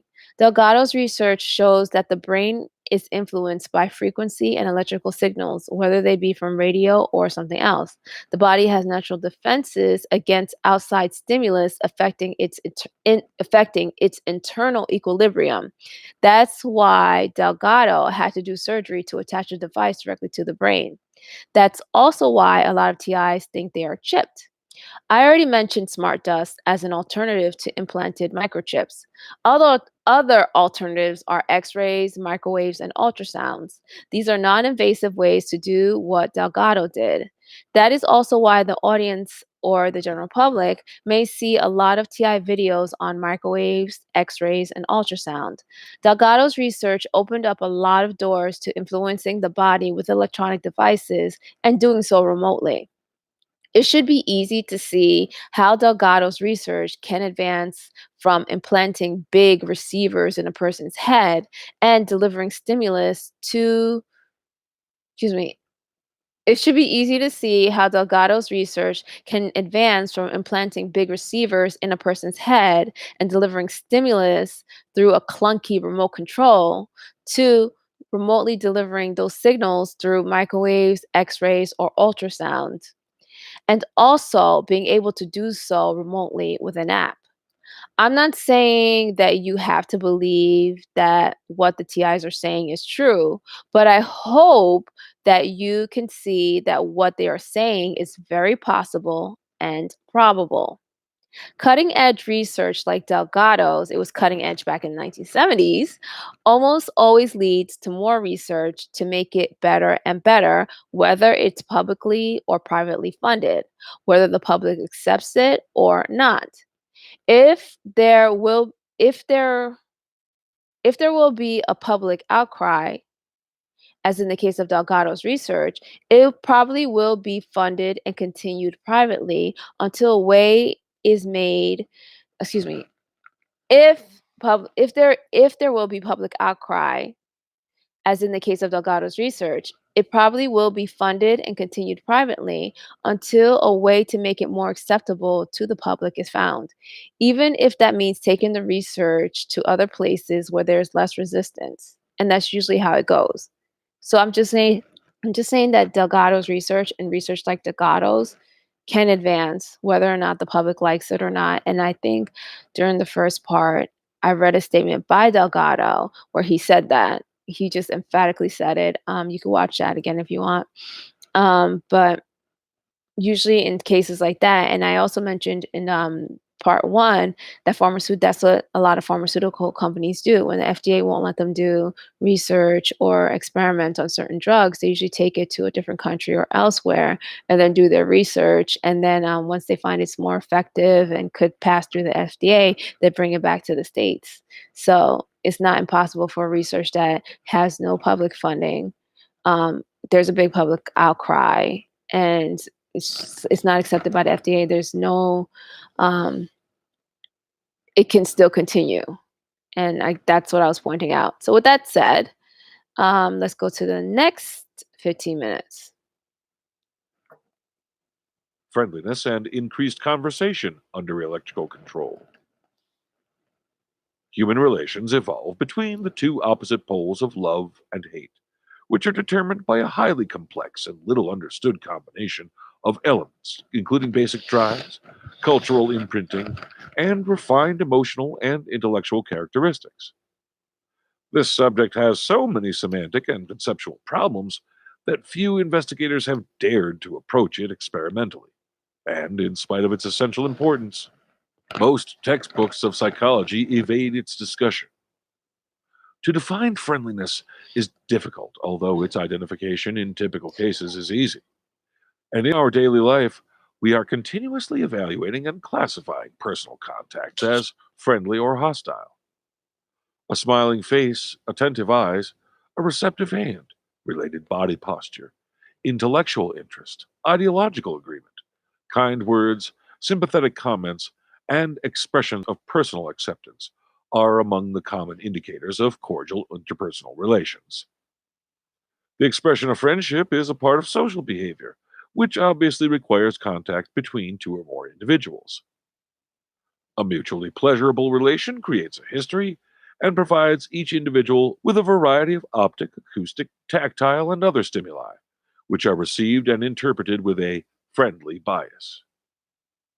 The main characteristic of love and friendship is precisely that stimuli, coming from a favored person, are interpreted as more agreeable than similar stimuli originating from other sources. And this evaluation is necessarily related to neuronal activity. Little is known about the cerebral mechanisms of friendliness, but as is the case for any behavioral manifestation, no emotional state is possible without a functioning brain. And it may be postulated that some cerebral structures are dispensable and others indispensable, both for the interpretation of sensory inputs as amicable and for the expression of friendship. Strong support for this idea derives from the fact, repeatedly proved in neurosurgery, that destruction of some parts of the brain, such as the motor and sensory cortices, produces motor deficits without modifying affective behavior, while ablation of the frontal lobes may induce considerable alteration of emotional personality. Further support has been provided by electrical stimulation of the frontal lobes, which may induce friendly manifestations. Inpatient AF, mentioned earlier in connection with pleasurable manifestations, the third interview was characterized by changes in the character and degree of verbal output following stimulation of one point in the temporal cortex. 14 stimulations were applied, 7 of them through point RP, located in the inferolateral part of the right frontal lobe cortex, and the other 7 through contacts locates of lively conversation. And during the next 10 minutes, the patient gradually quieted down until he spoke only about 5 seconds during every subsequent 2-minute period. Throughout the interview, the therapist encouraged spontaneous expression by reacting compassionately, by joking with, urging, and reassuring the patient, and by responding to any information offered. The attitude never produced more than a simple reply, and often not even that. In contrast to this basic situation, there were 6 instances of sharp increase in verbal communication and its friendly content. Each of these instances followed within 40 seconds after stimulation of point RP. The only exception was the last excitation of this point when the voltage had been changed. The increases in verbal activity were rapid but brief and without any consistency in subject material, which was typical for the patient. Qualification and quantification of the patient's conversation was made by analyzing the recorded typescript, which was divided into 2-minute periods and judged independently by 2 investigators who had no knowledge of the timing or location of stimulations. Comparison of the 2-minute periods before and after these stimulations revealed a verbal increase from 17 to 88 words and a greater number of friendly remarks from 6 to 53. These results were highly significant, and their specificity was clear because no changes in verbalization were produced by stimulation of any of the other cerebral points. It was also evident that the evoked changes were not related to the interviewer's rather constant verbal activity. It was therefore concluded that the impressive increase in verbal expression and friendly remarks was the result of electrical stimulation of a specific point on the cortex of the temporal lobe.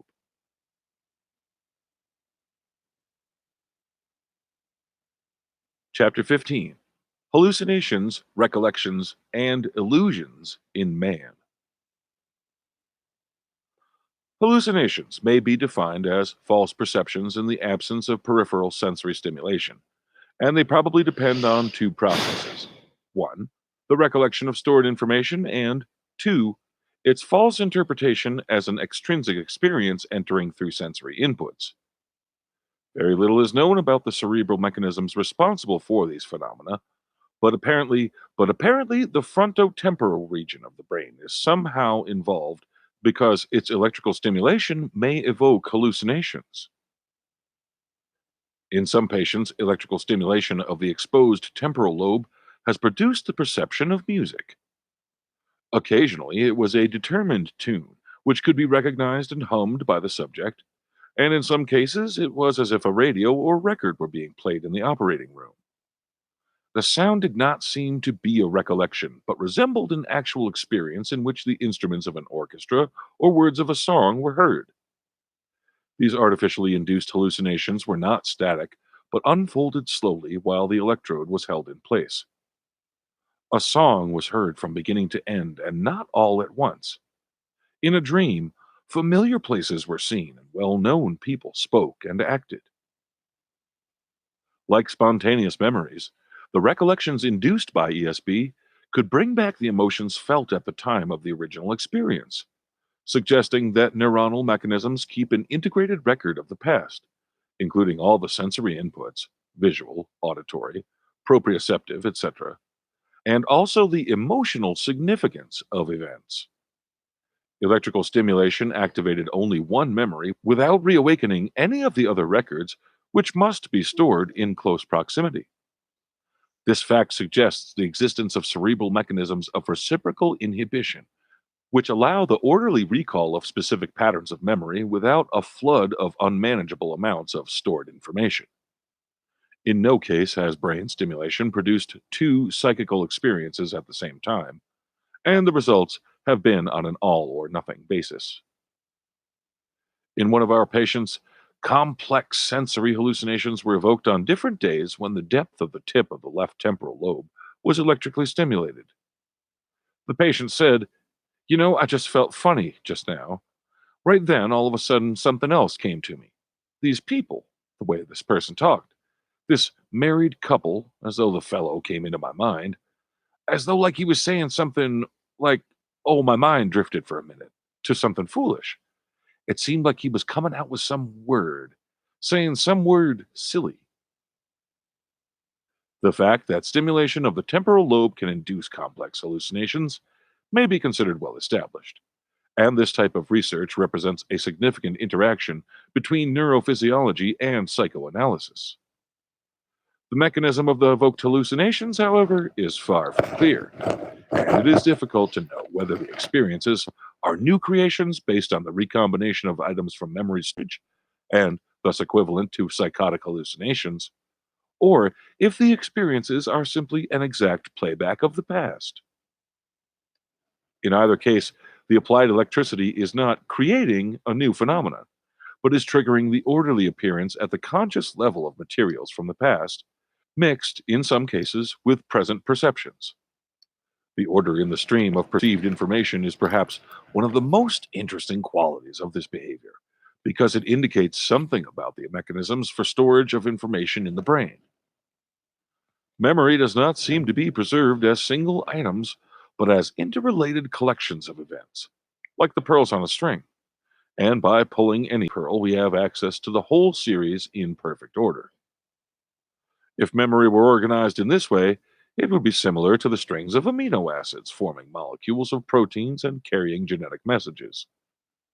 Electrical stimulation may increase general neuronal excitability, and the memory traces which at this moment have a lower threshold may consequently be reactivated, reaching the perceptual level and forming the content of the hallucinatory experience while exerting a reciprocal inhibitory influence upon other traces. The excitability of individual traces may be modified by environmental factors, and especially by the ideological content of the patient's thoughts prior to stimulation. Thus, electrical excitation of the same point may produce a series of thematically related hallucinatory experiences with different specific details, as was the case in the patients that we have investigated. All sensory inputs suffer distortion during the normal process of personal interpretation, which is determined to a great extent by past experience and depends heavily on cultural factors. A baby looking at the moon may extend his arms in an attempt to catch it without realizing the remoteness of celestial bodies. By comparing past and present experiences, we learn to evaluate distance, size, intensity, and other qualities of inputs. The mechanisms for these evaluations do not seem to be genetically determined and are related to neuronal activity, which may be influenced by direct stimulation of the brain. We must remember that our only way to be in touch with external reality is by transducing physical and chemical events of the surroundings into electrical and chemical sequences at the sensory receptor level. The brain is not in touch with the environmental reality, but with its symbolic code transmitted by neuronal pathways. Within this frame of personal distortion, our lives evolve within a range of normality. Beyond this range, the distortion of perceptions qualifies as illusion. Illusions occur in a wide variety of regressed mental states, during moments of keen anticipation, and as a primary manifestation in some epileptic discharges. An hallucination is a false perception in the absence of sensory inputs, while an illusion requires an external sensory source, which is misinterpreted by the individual. The distinction is convenient, and it will be observed in our discussion, although in practice the terms often overlap. The following phenomena have been observed in patients. 1. Illusions: visual, auditory, labyrinthine, memory, or déjà vu, sensation of remoteness or unreality. 2. Emotions: loneliness, fear, sadness. 3. Psychical hallucinations: vivid memory or a dream as complex as life experience itself. And 4. Forced thinking: stereotyped thoughts crowding into the mind. The first three groups of phenomena have been induced by different intracerebral stimulations. The most commonly reported effect has been the illusion of familiarity or déjà vu, which is characterized by surprise, interruption of conversation, and immediate spontaneous reporting that something unusual had just happened. For example, after a stimulation in the inferolateral part of the frontal lobe, one patient began to reply to the interviewer's question but suddenly stopped and said, "I was thinking. It felt like someone else was asking me that before." Occasionally, a previously initiated statement would be completed, but there was always an overt desire to express the perceived experience. The effect was clearly felt as intrusive, although not disturbing. After several of these experiences, the patient recognized the special quality of the phenomena and said, for example, "Hey, I had another strike. I have a feeling that someone once told me that before." The reliability of the response was remarkable, as was the consistency of its reporting, which was spontaneous and, in most cases, unsolicited. Each instance consisted usually of a reference to a remark made by the patient or the observer just before or during the moment of stimulation. The ideational content of the déjà vu was therefore dissimilar following each stimulation, but it always referred to the theme of the ongoing conversation. Okay, so that's next 15 minutes.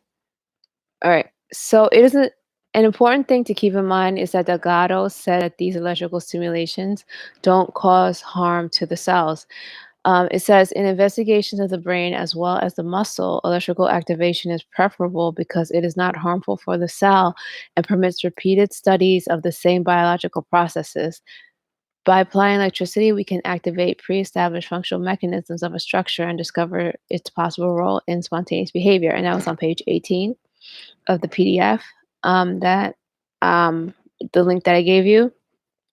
A lot of TIs have brain scans, and sometimes those scans don't show anything.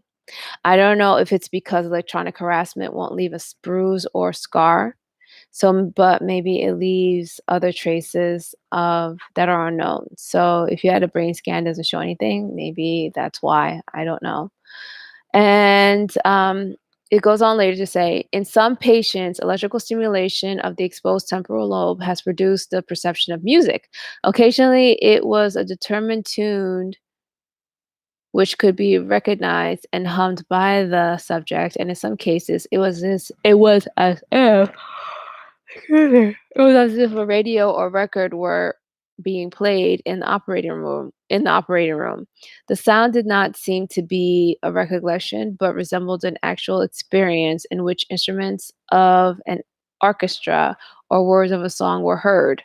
These artificially induced hallucinations were not static, but unfolded slowly while the electrode was being held in place. A song was heard from beginning to end and not all at once. In a dream, familiar places were seen and well known people spoke and acted, like spontaneous memories. The recollections induced by ESB could bring back the emotions felt at the time of the original experience, suggesting that neuronal mechanisms keep an integrated record of the past, including all the sensory inputs visual, auditory, proprioceptive, etc., and also the emotional significance of the event. And that's on page 68. So that's significant because TIs have spoken about induced dreams and electronic harassment being used to control their dreams. It goes on later to say we must remember that our only way to be in touch with external reality is by transducing physical and chemical events of the surroundings into electrical and chemical sequences at the sensory receptor level. The brain is not in touch with the environmental reality, but with its symbolic code transmitted by neuronal pathways, and that's on page 69. So the senses are the way that the brain receives information about the outside world. In the subliminal environment, I've heard the bees say things similar to, "Give me your senses," or "I want your senses." It makes me cringe, and I wonder if there is a faction of the psychopathic network that is a cult that goes hunting for souls. I sometimes think that this network is made up of different factions or groups. That could be why TIs have differing opinions on who these gang stalkers are or who they could be. So maybe they go after the senses to take over the target's reality. If the brain is interpreting the environment through the senses, then excuse me, if the brain is interpreting the environment through, if the brain is interpreting the environment through the senses, then if you take over the senses, hypothetically, you can take over the brain and tell it what to do and think. And then it says the following phenomenon have been observed in patients: illusions, one, illusions, visual, auditory, labyrinthine, memory or deja vu, sensation or remoteness of unreality; two, emotions, loneliness, fear, sadness; three, psychical hallucinations, vivid memories or dream as complex as life itself. Excuse me, vivid memory or a dream as complex as life experience itself; and four, forced thinking, stereotyped thoughts crowding into the mind, page 70. TIs have complained about forced thinking. That's important because that is important because that means this is being used to control thoughts or even tell someone what to think. And with that, let's go into the next 15 minutes. The common feature was the sensation expressed by the patient that the words, ideas, or situation were similar to a previous experience. There was no new perception, only the interpretation of a novel input as one already known and familiar. There was no anxiety or fear in the perception of these illusions, and the apparent effect was one of interested surprise, with a rather pleasant, amusing quality which made the patient more alert and communicative. He was eager to report that something similar had happened before, and the word before was used in reporting most of these incidents. No lasting traces could be detected, and after the sensation of familiarity had been expressed, the patient's behavior continued in the same vein as before stimulation. Knowledge of the cerebral mechanisms of psychic activities is so elemental that it would not be wise to speculate about the neuronal causality of illusions of familiarity. However, the fact that they may be elicited with reliability indicates the probable existence of interpretive functions in a determined area of the brain, and opens the way for further experimental studies of how sensory inputs are processed by the individual. Penfield supposes that the cortex of the temporal lobe has a ganglionic mechanism, which is utilized in the personal assessment of experiential reality regarding distance, sound, sight, intensity, strangeness, or familiarity of sensory inputs. This mechanism would be relatively independent from the mechanism utilized in the recording of contemporary experience, and could be affected by epileptic abnormality or by direct brain stimulation. If we accept this hypothesis, we may assume that artificial influencing of electrical and chemical neuronal physiology could play a decisive role in the interpretation of reality, with some independence from past experience and personal structure.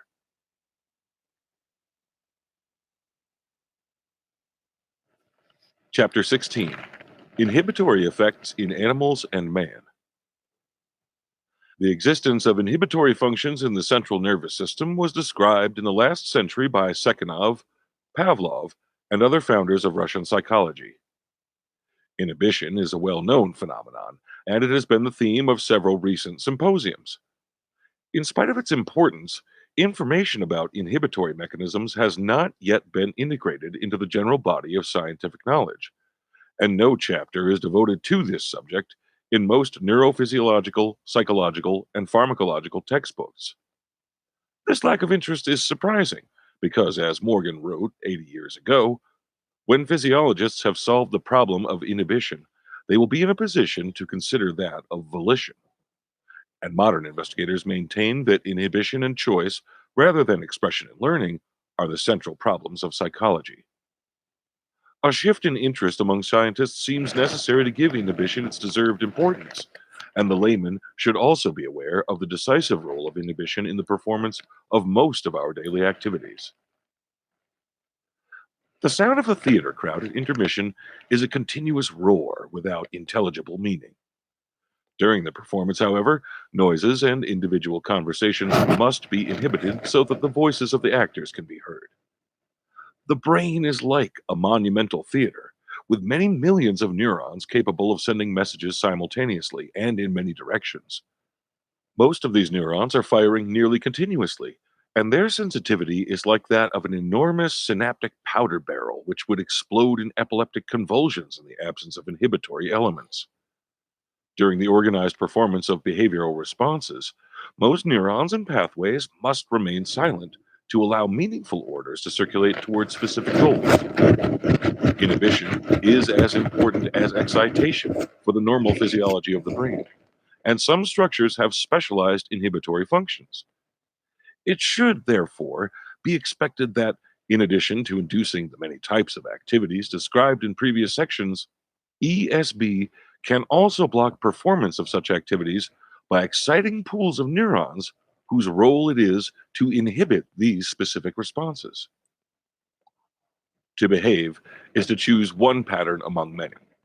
To think, we must proceed in some orderly fashion, repressing unrelated ideas. To talk, we must select a sequence of appropriate words. And to listen, we need to extract certain information from background noise. As stated by Ashby, we must dispose once and for all of the idea that the more communication there is within the brain, the better. As we know by personal experience, one of the problems of modern civilization is the confusion produced by a barrage of sensory inputs. We are optically and acoustically assaulted by scientific literature, news media, propaganda, and advertisements. The defense is to inhibit the processing of sensory stimuli.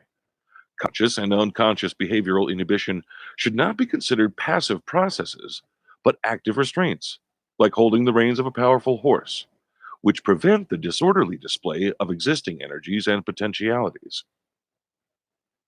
Within the central nervous system, the reticular formation seems to be especially differentiated to modulate or inhibit the reception of sensory impulses.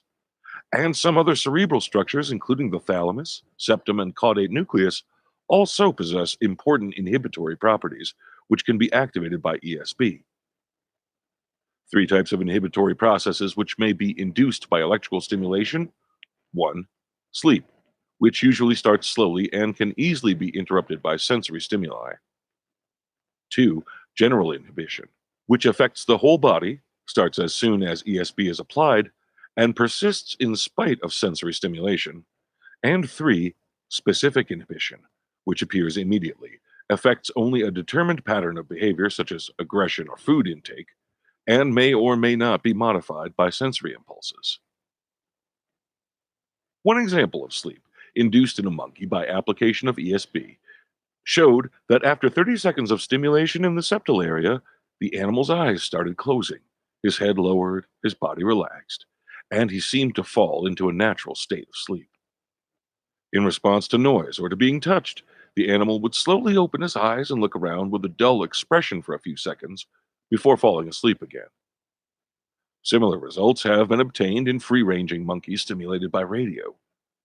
In this situation, there was a gradual diminution of spontaneous activity, and then the animals began to doze, closing their eyes and assuming a typical sleeping posture with heads down and bodies curved over the knees. Theoretically, it should be possible to treat chronic insomnia by brain stimulation, or to establish an artificial biological clock of rest and activity by means of programmed stimulation of inhibitory and excitatory areas of the brain. But these challenging possibilities still require further investigations. Motor arrest is an impressive effect consisting of sudden immobilization of the experimental animal in the middle of ongoing activities, which continue as soon as stimulation is over.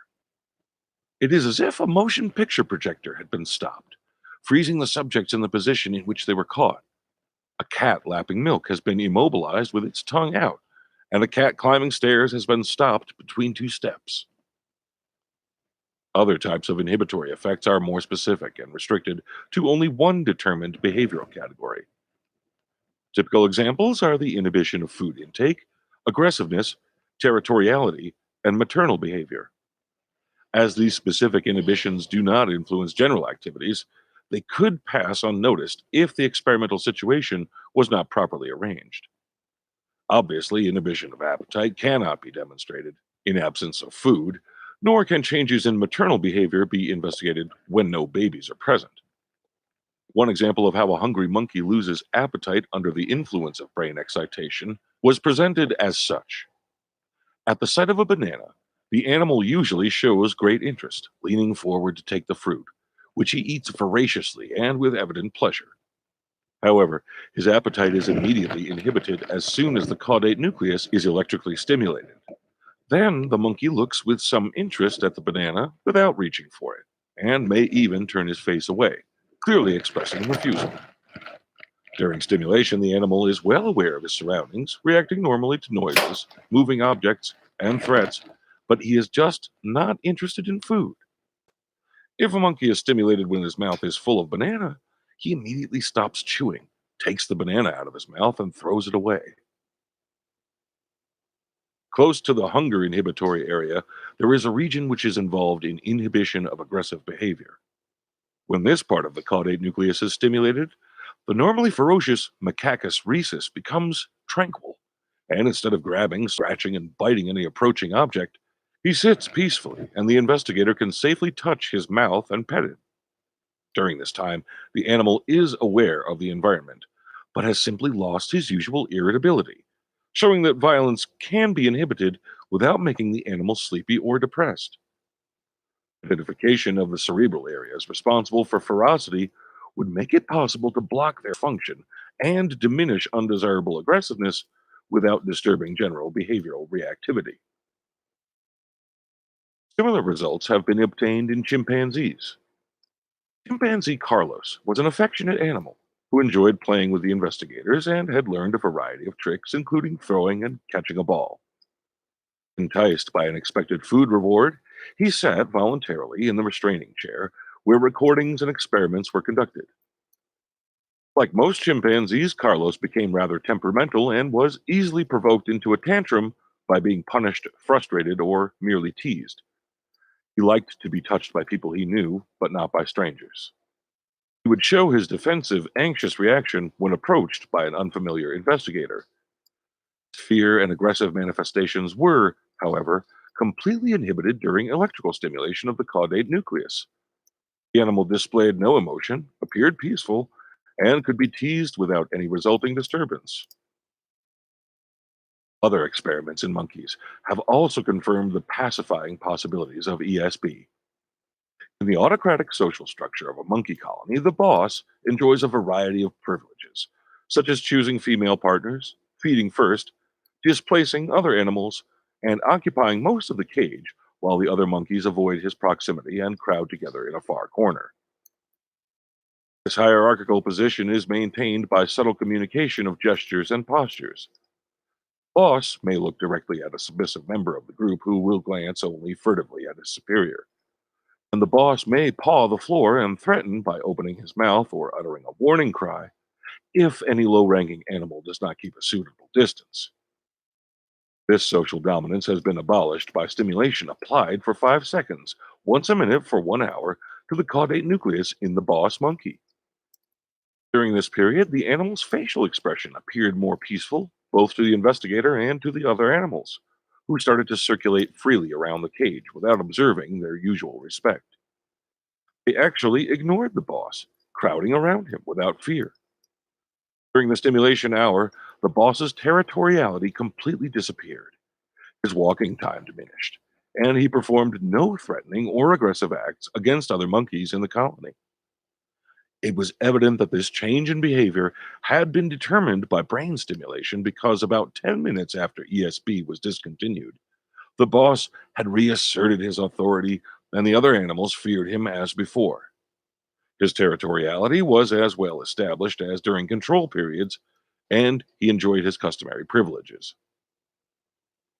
The old dream of an individual overpowering the strength of a dictator by remote control has been fulfilled, at least in our monkey colonies, by a combination of neurosurgery and electronics, demonstrating the possibility of intraspecies instrumental manipulation of hierarchical organization.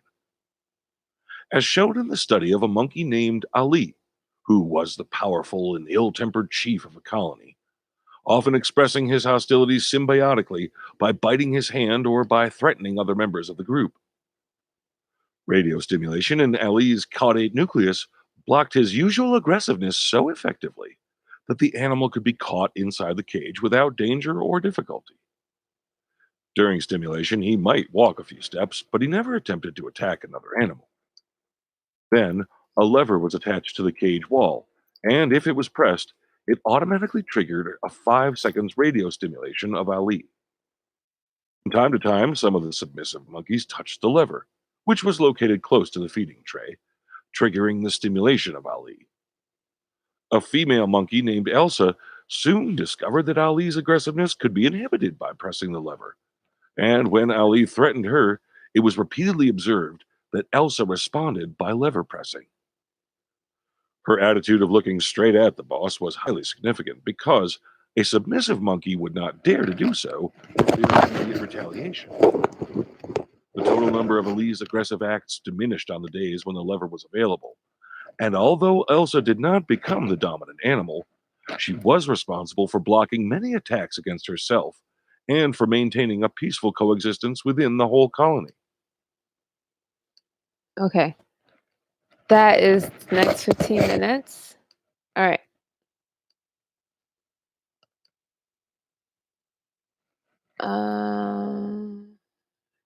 Okay. 437. Okay. So it says the common feature was a sensation expressed by the patient that the words, ideas, or situation were similar to a previous experience.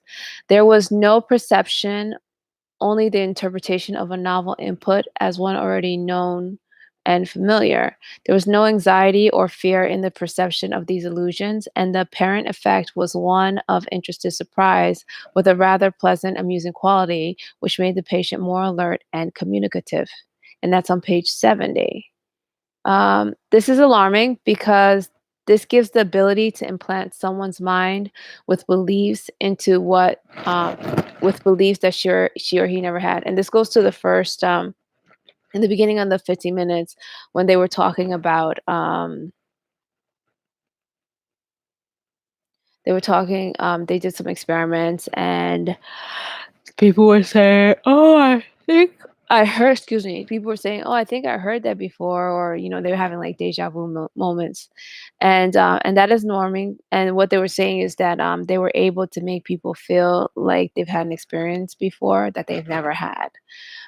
So, or they were able to make people feel as if something or someone was familiar and they never met that person. So I guess like the therapist could come in and they would like stimulate the person and the person would start feeling like they knew the therapist, even though they never met the therapist, and the person would really believe it and start thinking in their mind like, "Oh, I've met this person before," and they never had, or the therapist would say something and they would stimulate the person and the person would be like, "Oh, I think I was thinking that before," or they would think that it came from them.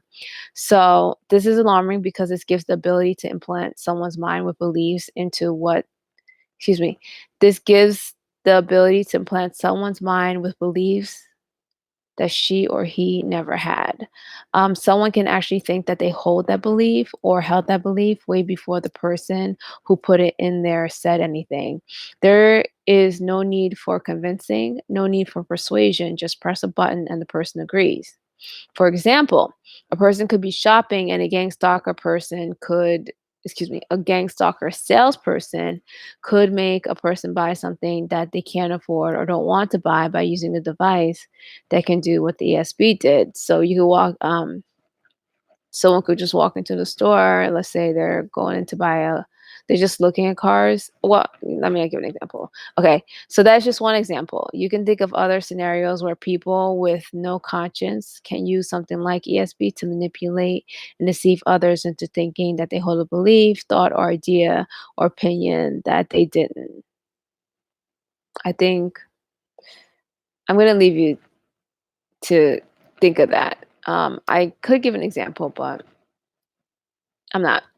So later on, the author writes, if we accept this hypothesis, we may assume that artificial influencing of electrical and chemical neuronal physiology could play a decisive role in the interpretation of reality with some independence from past experience and personal structure. And that's on page 70.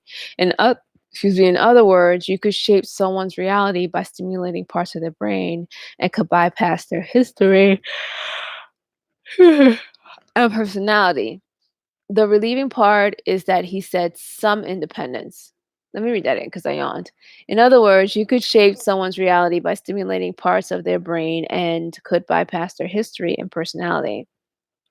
The relieving part is that he said some independence. If he said independent of, that means the person has no control and you can fill their head with whatever you want and they will think that it came from them or they thought it before you mentioned it.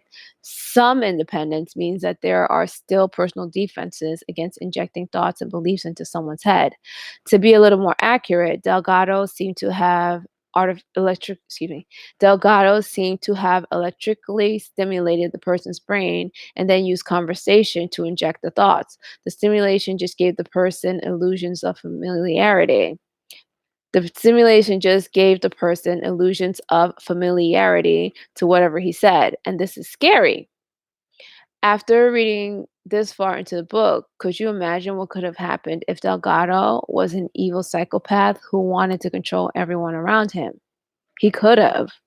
If he had formed a group of like minded psychopaths and had access to adequate funding, could you imagine how they could have privately advanced his research while wreaking havoc on those around them? Luckily, Delgado didn't seem to be an evil psychopath, but what if an evil psychopath decided to continue Delgado's research? So sometimes TIs post videos complaining about gang stalkers doing things that seem amusing or ridiculous. Um, these things are not a matter of life or death and appear harmless. Um, excuse me. These things that are not a matter of life or death and appear harmless might be dismissed or used as proof that a TI is crazy. However, these things are part of the gang stalking campaign and are part of slowly breaking down the TI. For example, a TI said that she had lost her appetite and had difficulty eating. She suspected that electronic harassment was being used to make her not eat so that she would lose weight. I mentioned before that the bees were pathetic and that their end goal to excuse me and that okay I'm and that their end goal of finishing someone off could be for petty reasons. The TI liked having curves and tried to maintain a certain weight. When the bees found out through small talk that this was important to her, it appears they decided to use electronic harassment to make her lose weight and lose her curves. Their goal wasn't to stop her from eating so she could get sick and die, although they probably would have liked that.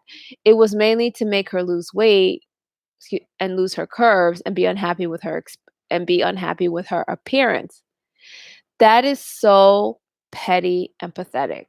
She felt this happening to her, but she couldn't explain how they could do such a thing. She didn't want to say anything because it sounded crazy. No one can use electronic means to make you lose your appetite and stop eating, right? Here's an expert from what was read. Here's an expert from what was read. One example of how a hungry monkey loses appetite under the influence of brain excitation is presented in Figure 19. At the sight of a banana, the animal usually shows great interest, leaning forward to take the fruit, which he eats ferociously with evident pleasure. However, his appetite is immediately inhibited as soon as the caudate nucleus is electrically stimulated. Then the monkey looks with some interest at the banana without reaching for it and may even turn his face away, clearly expressing refusal. During stimulation, the animal is well aware of his surroundings, reacting normally to noises, moving objects, and threats, but he is just not interested in food. If a monkey is stimulated when his mouth is full of banana, he immediately stops chewing, takes the banana out of his mouth, and throws it away. And that's on page 73. It appears that it is possible to suppress the appetite and actually stop someone from eating. This experiment was done on a monkey, but as was seen before, the responses under similar stimuli was very similar between animals and people.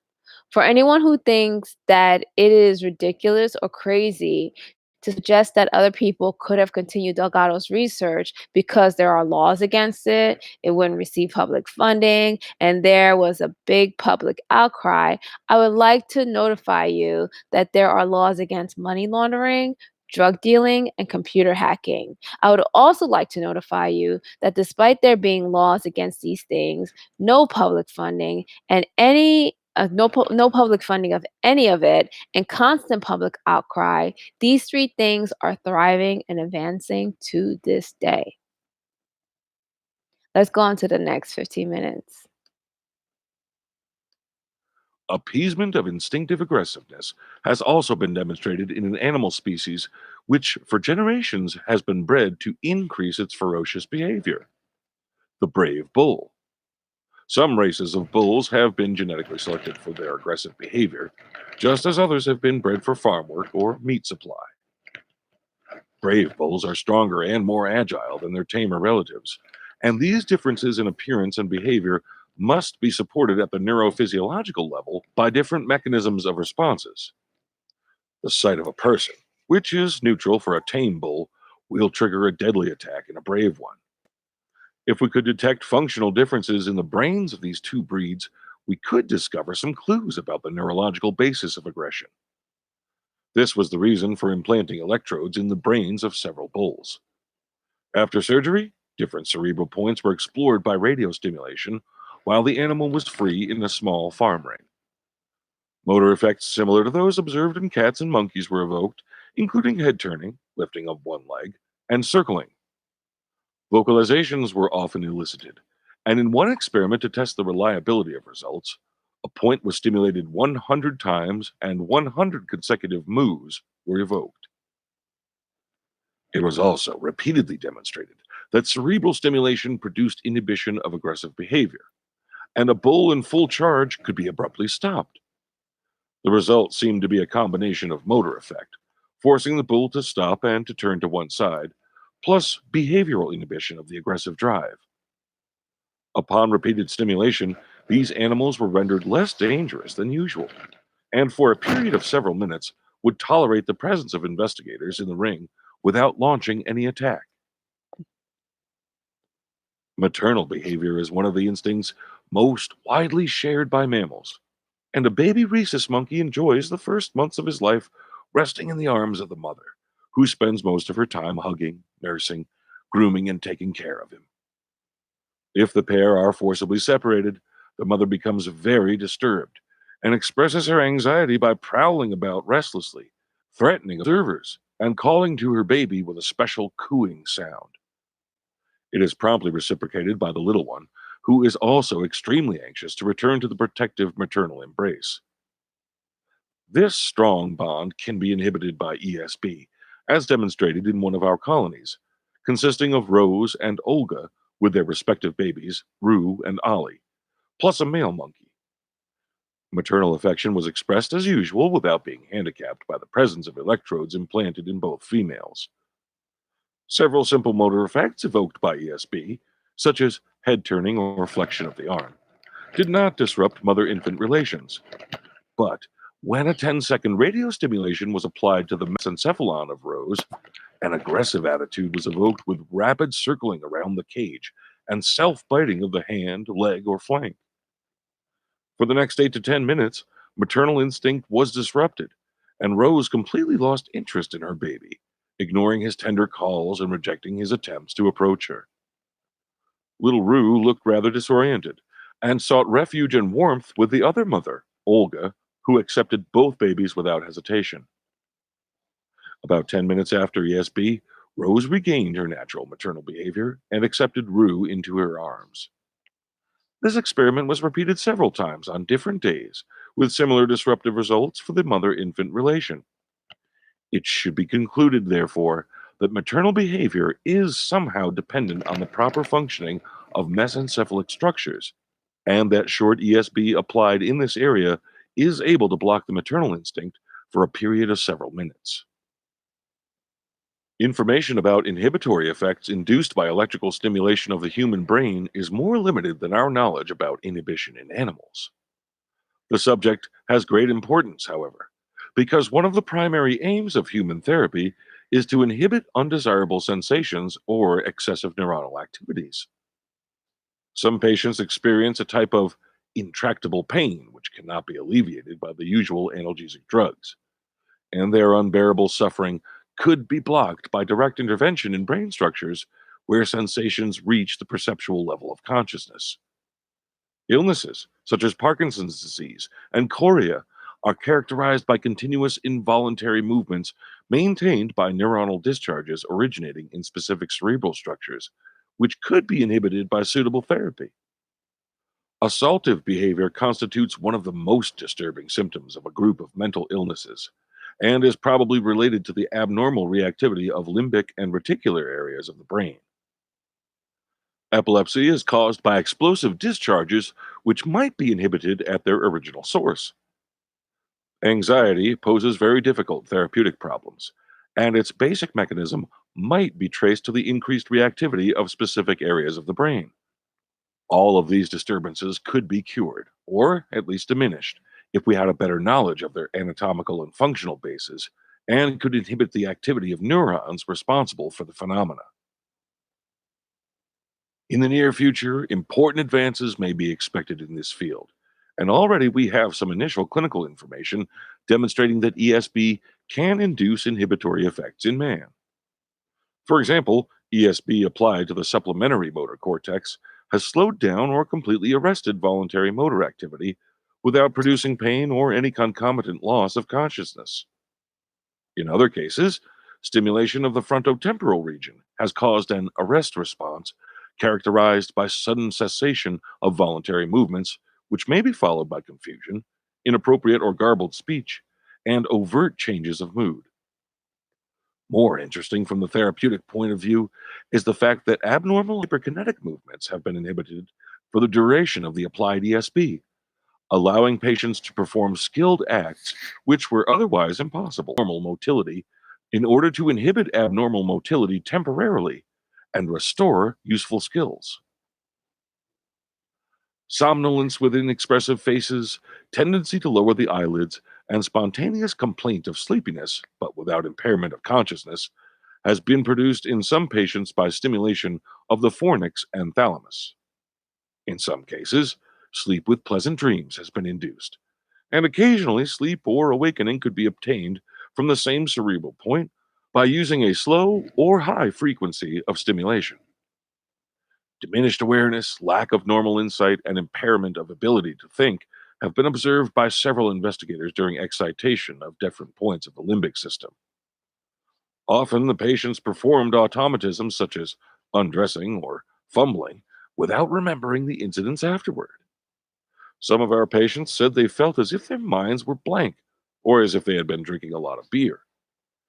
These results indicate that consciousness may be related to specific mechanisms located in determined areas of the brain. They contrast with the full awareness preserved when other areas of the brain were stimulated. Arrest of speech has been the most common of all inhibitory effects observed during electrical stimulation of the human brain, And this fact is probably due to the extensive representation of the speech areas in the temporal lobe, and also to the facility of exploring verbal expression just by conversing with the patients. The most typical effect is cessation of counting.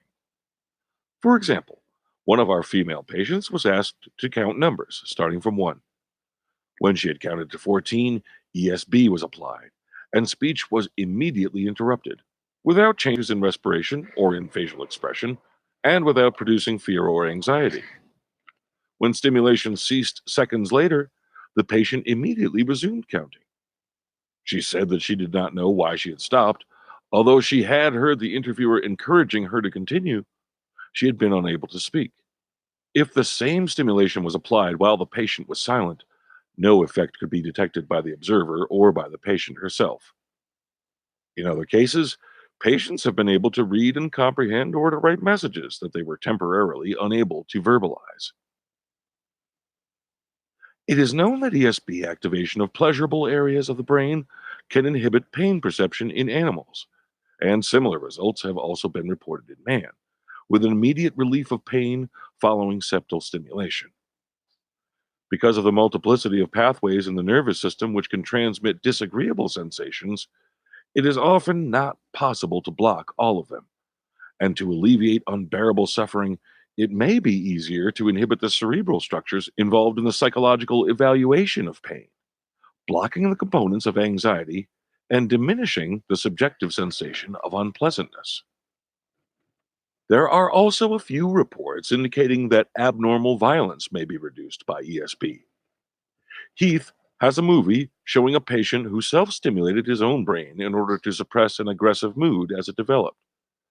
And we have described a case in whom crises of antisocial conduct, during which the patient attacked members of his own family, were considerably diminished by repeated stimulation of the amygdaloid nucleus. We are only at the beginning of our experimental understanding of the inhibitory mechanisms of behavior in animals and man, but their existence has already been well substantiated. It is clear that manifestations as important as aggressive responses depend not only on environmental circumstances, but also on their interpretation by the central nervous system, where they can be enhanced or totally inhibited by manipulating the reactivity of specific intracerebral structures.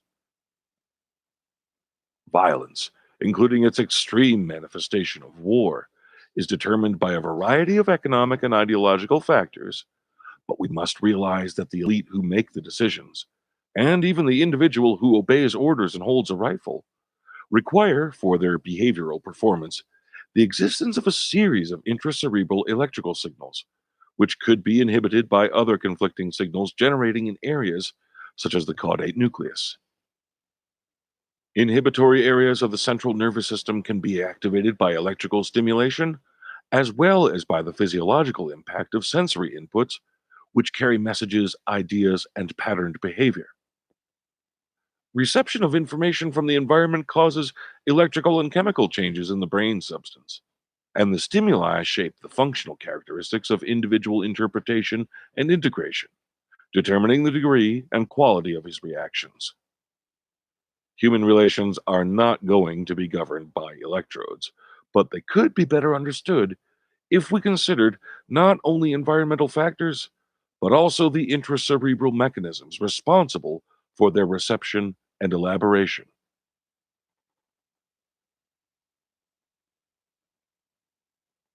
Part 4: Evaluation of electrical control of the brain.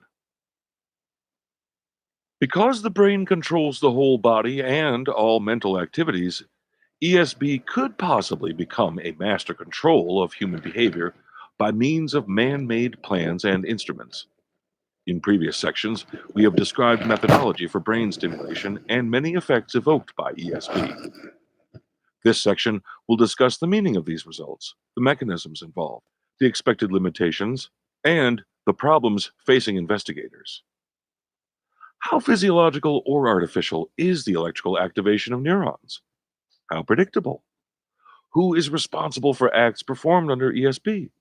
The stimulated subject or the scientist? Which benefits or risks may be expected in the future? Can we modulate perception and expression by electrical means? Can we expect that brain investigation will provide a new conception of the human mind? These and other questions confront the investigator while he is sending radio messages to induce a muscle to contract, a heart to beat faster, or a sensation to be felt. Evaluation of these experiments requires the formulation of appropriate theoretical concepts and the design of working hypotheses.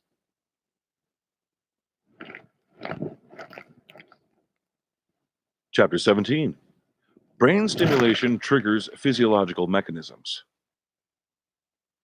Electrical stimulation of the brain is in reality a rather crude technique based on the delivery of a monotonous train of pulses without modulation, without code, without specific meaning, and without feedback to the pool of neurons, which by chance is located within the artificial electrical field created by stimulation. Temporal and spatial characteristics and the complexity of multisynaptic relays, delays, and convergent and divergent correlations are also absent. The intensity of several volts usually employed in ESP is hundreds of times higher than spontaneous neuronal potentials, which are measured in millivolts. It is reasonable, therefore, that doubts have been expressed about the normality of responses obtained by brain stimulation.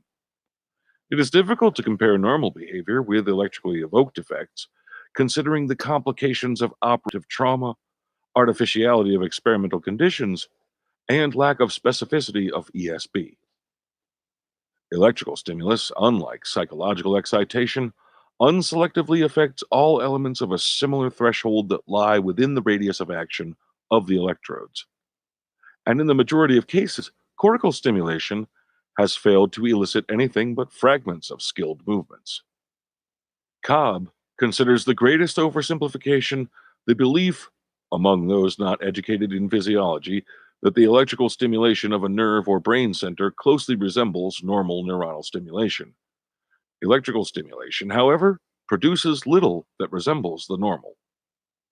It is certainly true that many responses evoked by ESB are simple contractions of a small group of muscles without coordination, skill, or apparent purpose, and that many effects have abnormal characteristics far removed from the harmonious elegance of voluntary activities.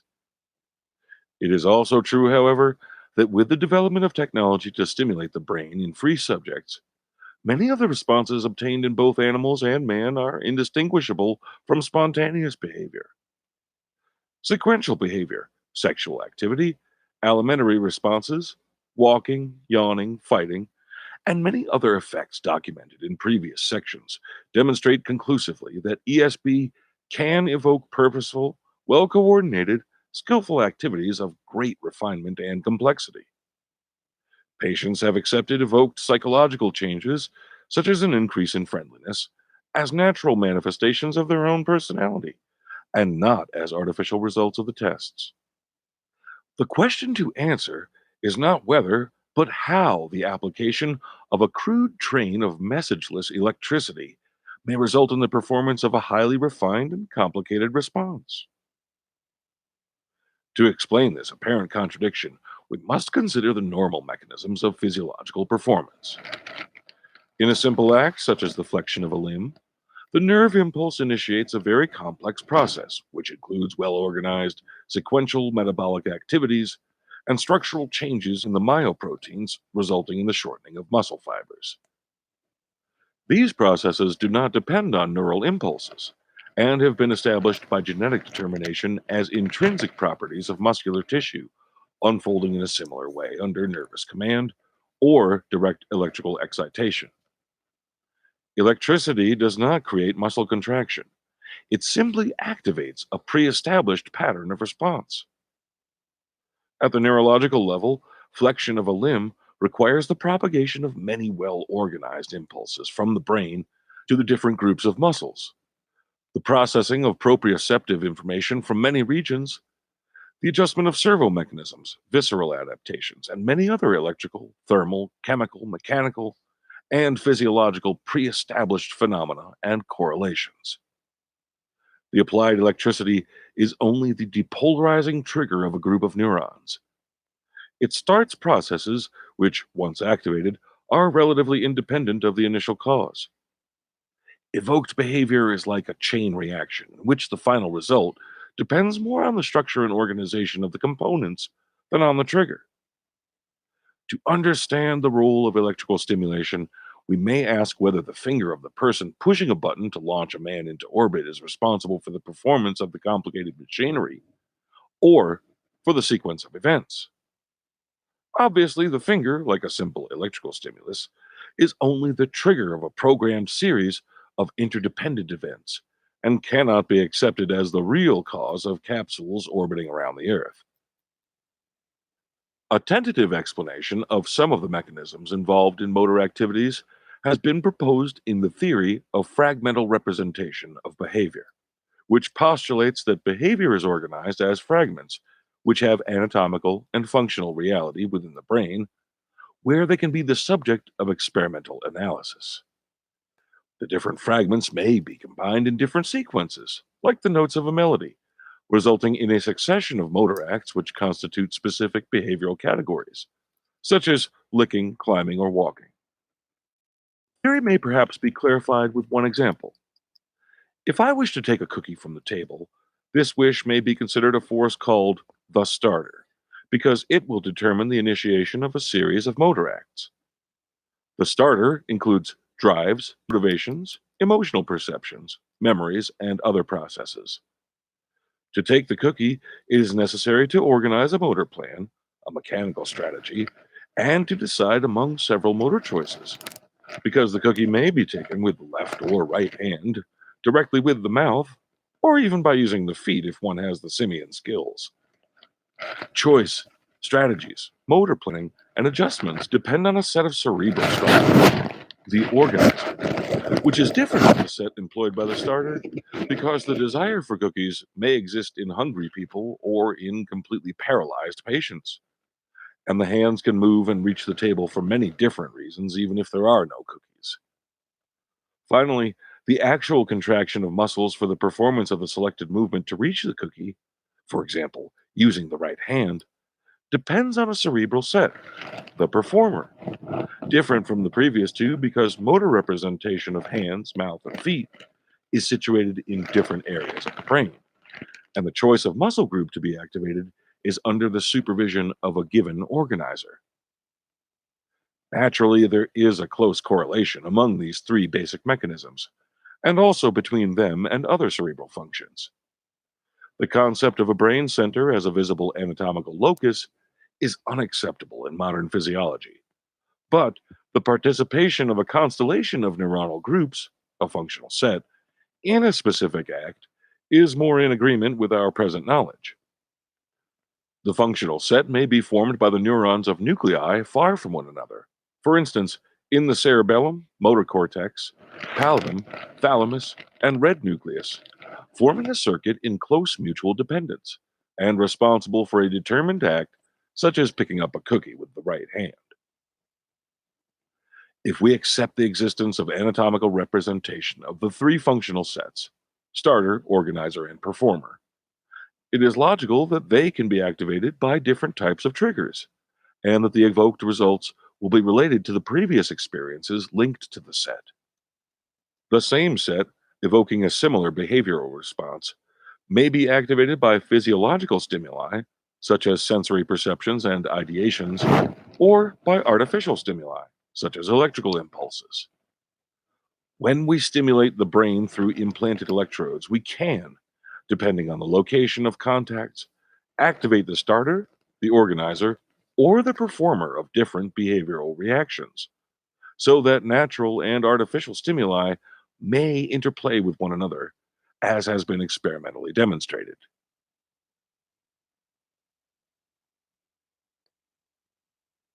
Chapter 18: Electrical Activation of the Will. The theoretical considerations of the previous section may facilitate the understanding of so called willful, free, or spontaneous behavior, which to a great extent depends on pre established mechanisms, some of them inborn and others acquired through learning. When a child takes his first steps, or when an adult learns a new skill, like tennis or typing, the initial movements are clumsy and require considerable attention and effort in every detail. Coordination progressively improves, unnecessary muscular tension diminishes, and the movements proceed with speed, economy, and elegance without being thought about. Acquisition of a skill means the automation of patterns of response with the establishment of spatial and temporal sequences. The voluntary aspects of willful activity are the purpose for it, and the initiation of performance, while most of the details of complex movements and adaptation to changing circumstances are performed automatically. We may consider that the role of the will is mainly to trigger previously established mechanisms. Obviously, the will is not responsible for the chemistry of muscular contraction, the electrical processes of neural transmission, or the intimate organization of responses.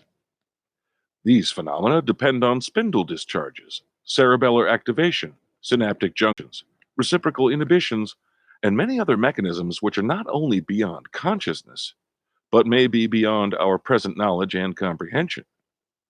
The uniqueness of voluntary behavior lies in its initial dependence on the integration of a vast number of personal past experiences and present receptions. Volition itself must be related to neuronal activities, and it may be asked whether either appropriate sensory perceptions or artificial electrical stimulation could induce neuronal pools involved in decision making to discharge in a like manner. I shall not enter into the controversial issues of causality and determination of free behavior, but on the basis of experimental findings, it is reasonable to assume that voluntary and electrical triggering can activate existing cerebral mechanisms in a similar way. If spontaneous and electrically evoked behavior involve participation. Okay. Sorry, that was a little bit more than 15 minutes. Um, so it says it should be concluded, therefore, that maternal behavior is somehow dependent on the proper functioning of mesencephalic structures, and that short ESP applied in this area is able to block the maternal instinct for a period of several minutes. And that's on page 82. And one of the most heartbreaking parts of becoming a TI is when your friends and family betray you. Most TIs are shocked that their siblings, children, and even parents would ever turn against them. Those who come from tight knit families can't figure it out. What could the beast possibly say or do to get their loved ones and their lifelong friends to turn on them? Sometimes it's like their friends and families become totally different people. If electrical stimulation can cause a monkey mother to abandon her newborn, could it work on people? Could the TI's loyal friends and family have been hit with electronic harassment to make them betray the TI? In some cases, no amount of lies, threats, or bribes or anything else could cause a family member to betray the other. In those tight bonds, could electronic harassment have been used on a family member to make him or her turn on their TI family member? I'm not saying whether or not this is the case, it's just a possibility. However, before you go running back and instantly forgiving a friend or family member for who betrayed you, remember that exposure has not happened yet and this is still going on. Electronic harassment is just one explanation of betrayal by friends and family that you could consider, but it might be more complicated. Keep playing it safe for now. Then it says later, in some cases, sleep with pleasant dreams has been induced, and occasionally sleep or awakening could be obtained from the same cerebral point by using a slow or high frequency of stimulation. Diminished awareness, lack of normal insight, and impairment of ability to think have been observed by several investigators during excitation and different point during during excitation of different points of the limbic system. Often, the patient performed automisms such as undressing or fumbling without remembering the incident afterwards. Some of our patients said they felt as if their minds were blank or as if they had been drinking a lot of beer, and that's on page 86. A common complaint that TIs make is that electronic harassment is used to a common complaint that TIs make is that electronic harassment is used to wake them that would be done to shame the TI and make her look crazy. She thought they were going to do it by drugging her food and making her think her clothes were contaminated or there was someone in the house. They weren't able to get her to run down the street naked, but I brought this up because the paragraph mentioned that oftentimes that often the patients perform automism such as undressing or fumbling without remembering the incident afterwards. It would be incredible if they had used that to get her to take off her clothes, then use some other means to scare her out of the apartment and into the street.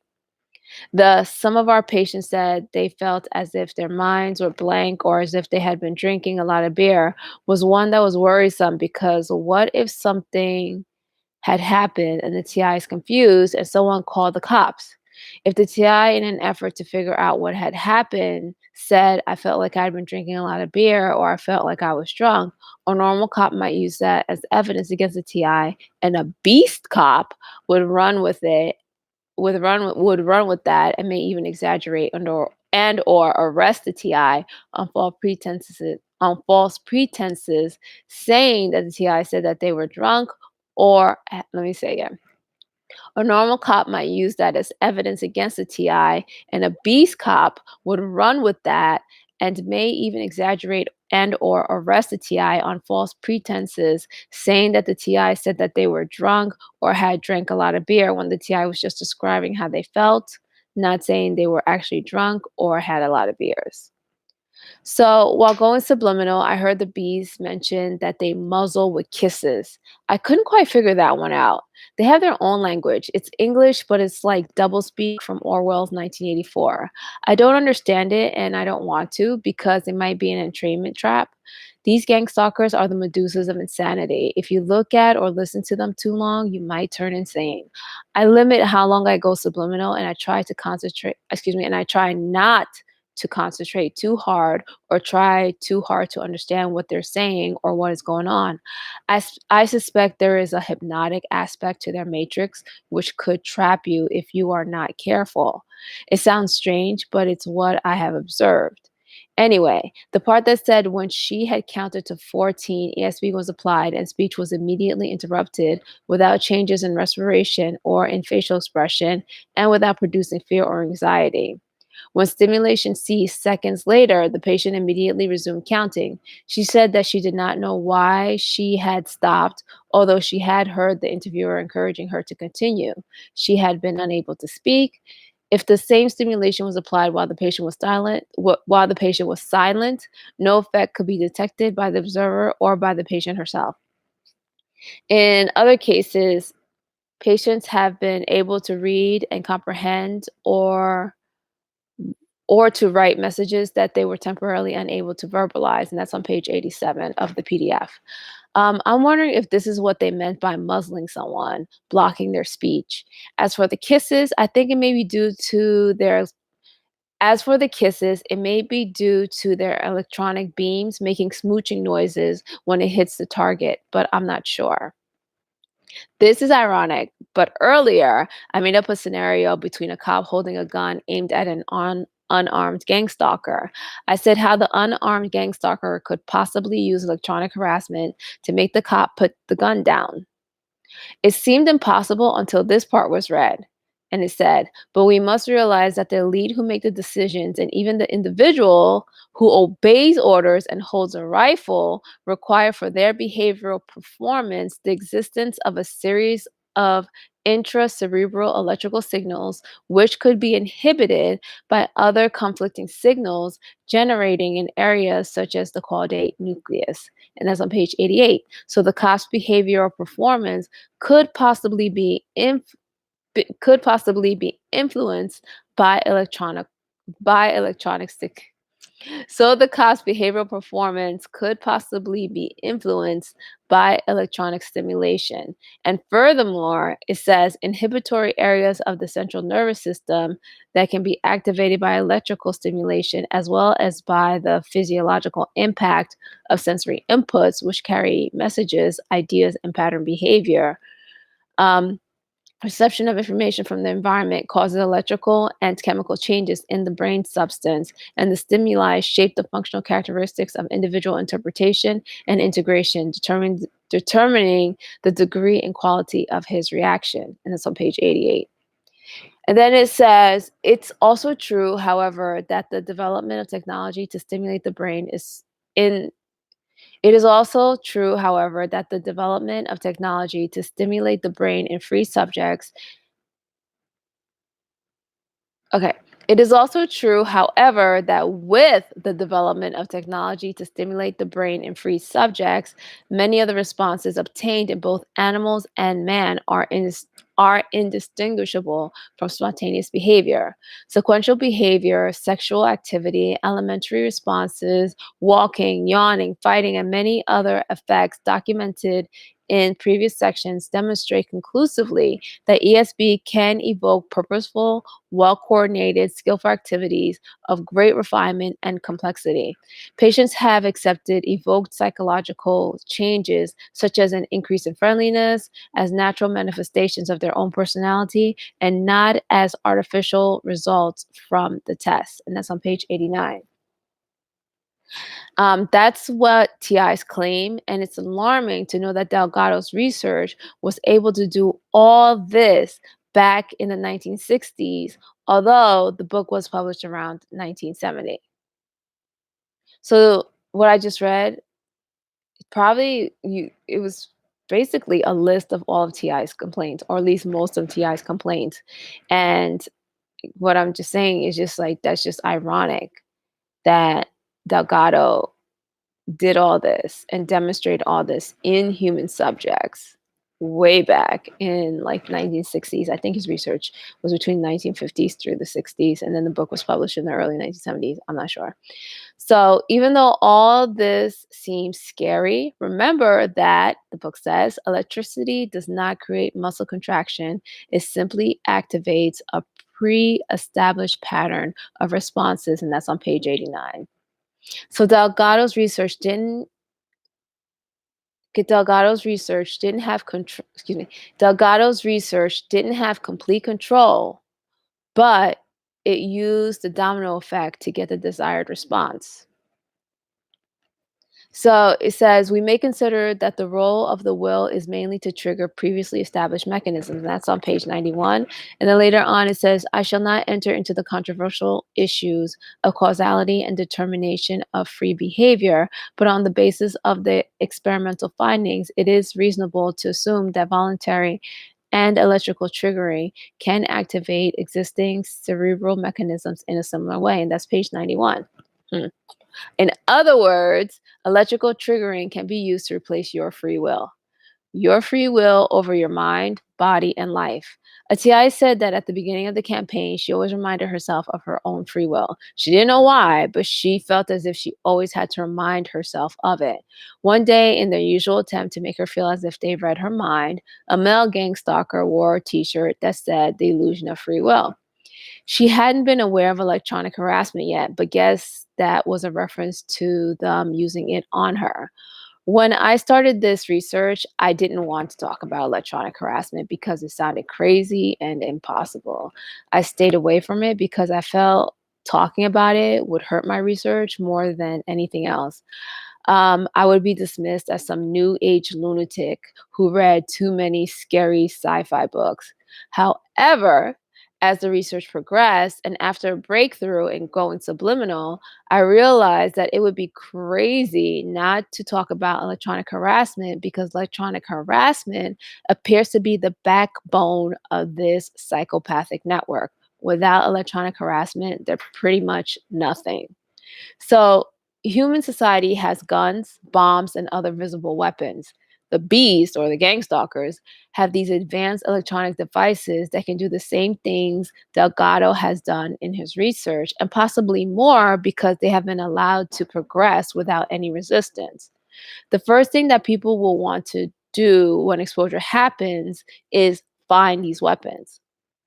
Even now, people want to find these advanced weapons to serve as proof. The beasts are unfazed by these attempts because they hide their weapons in plain sight. I have theories on how to find their weapons, but can't say anything at this point in time. The research is still progressing.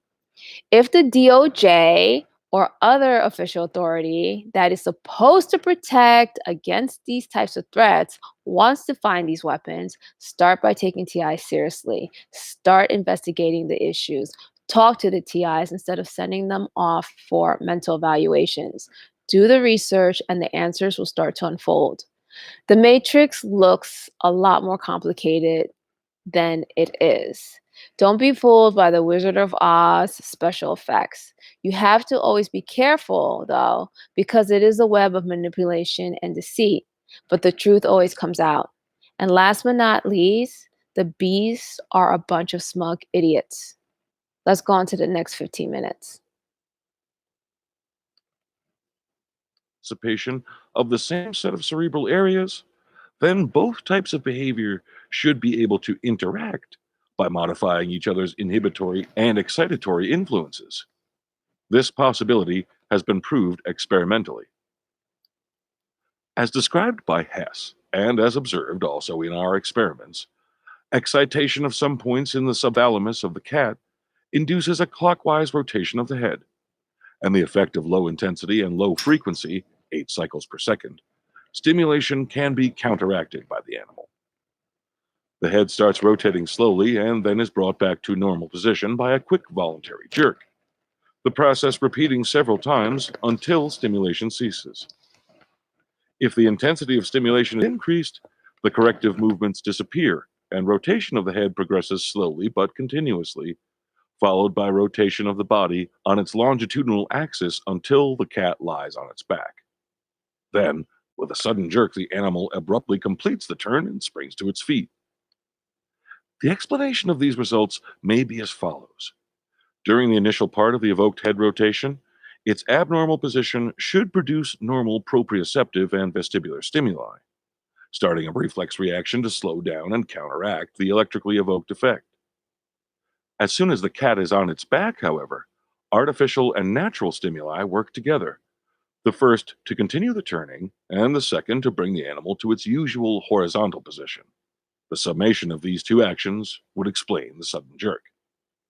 Interaction between evoked and spontaneous activity has also been observed during conditioning experiments with cats, in which the animals often tried to suppress motor movements induced by ESP. A clear example of algebraic summation between voluntary and evoked motility was observed in one of our cats with electrodes implanted in the left hidden motor cortex. Electrical stimulation induced an extension and raising of the right forepaw with proper postural adaptation. Offering a fish to the animal resulted in a similar extension and raising of the limb in order to seize the food. Simultaneous presentation of the fish and stimulation of the cortex produced a motor response of greater amplitude than usual. The cat miscalculated the necessary movement and overshot his target. He was unable to catch the food until he made a series of corrective adjustments, and then the fish was successfully captured and eaten. In addition to demonstrating the interrelation between evoked and spontaneous responses, this experiment also proved that the animal was aware of an artificial disturbance, and after a brief period of trial and error, was able to correct its performance accordingly.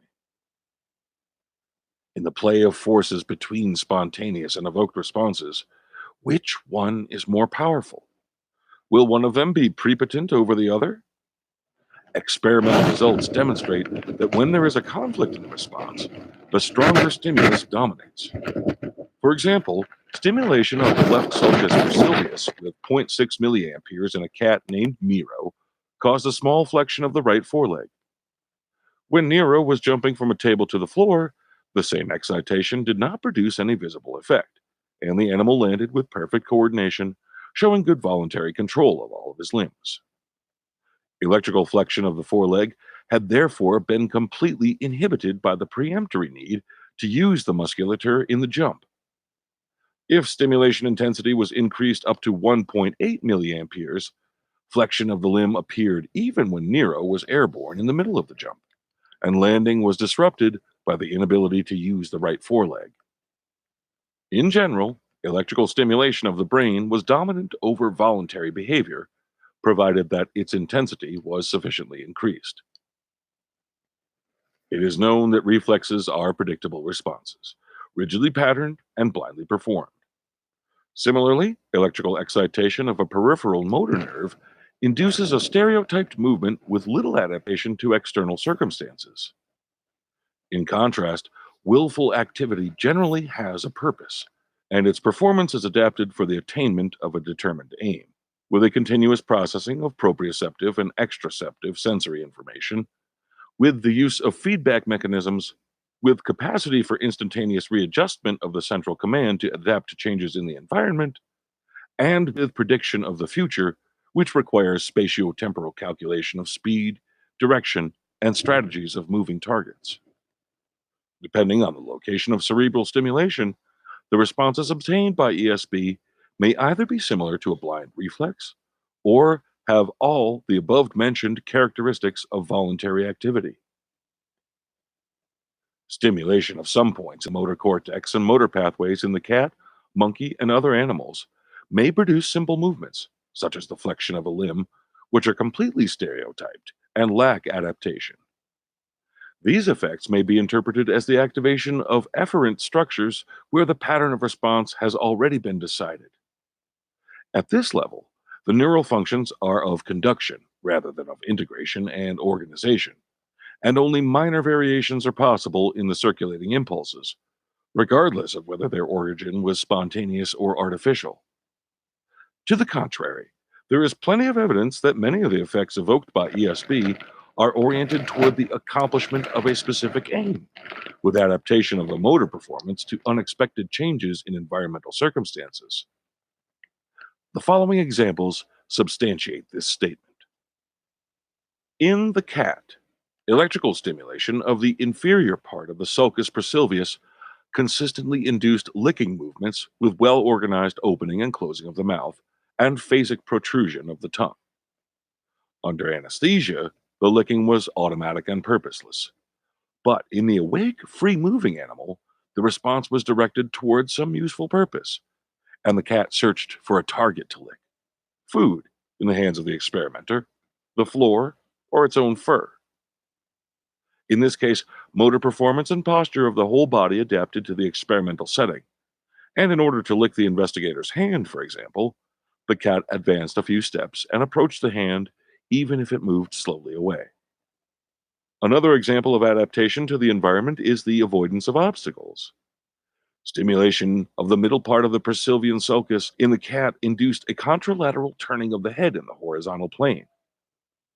The effect was reliable, but when the movement was interrupted by placing an obstacle such as a book in its path, the animal modified its performance and raised its head to avoid the interposed obstacle before continuing the evoked head turning.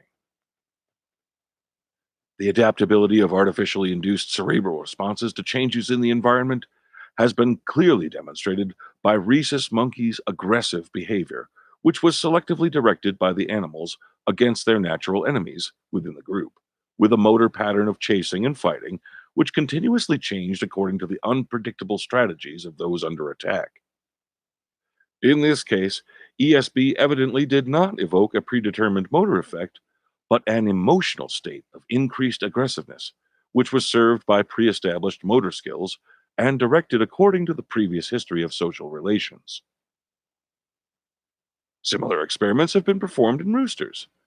If the bird was alone, motor restlessness was the only observable effect of ESB, while the same stimulation of a rooster in a group produced a state of increased aggressiveness and attacks on other birds. Sharp fighting ensued with perfectly coordinated, typical patterns of attack and defense in the group. We may conclude that ESB can activate and influence some of the cerebral mechanisms involved in willful behavior.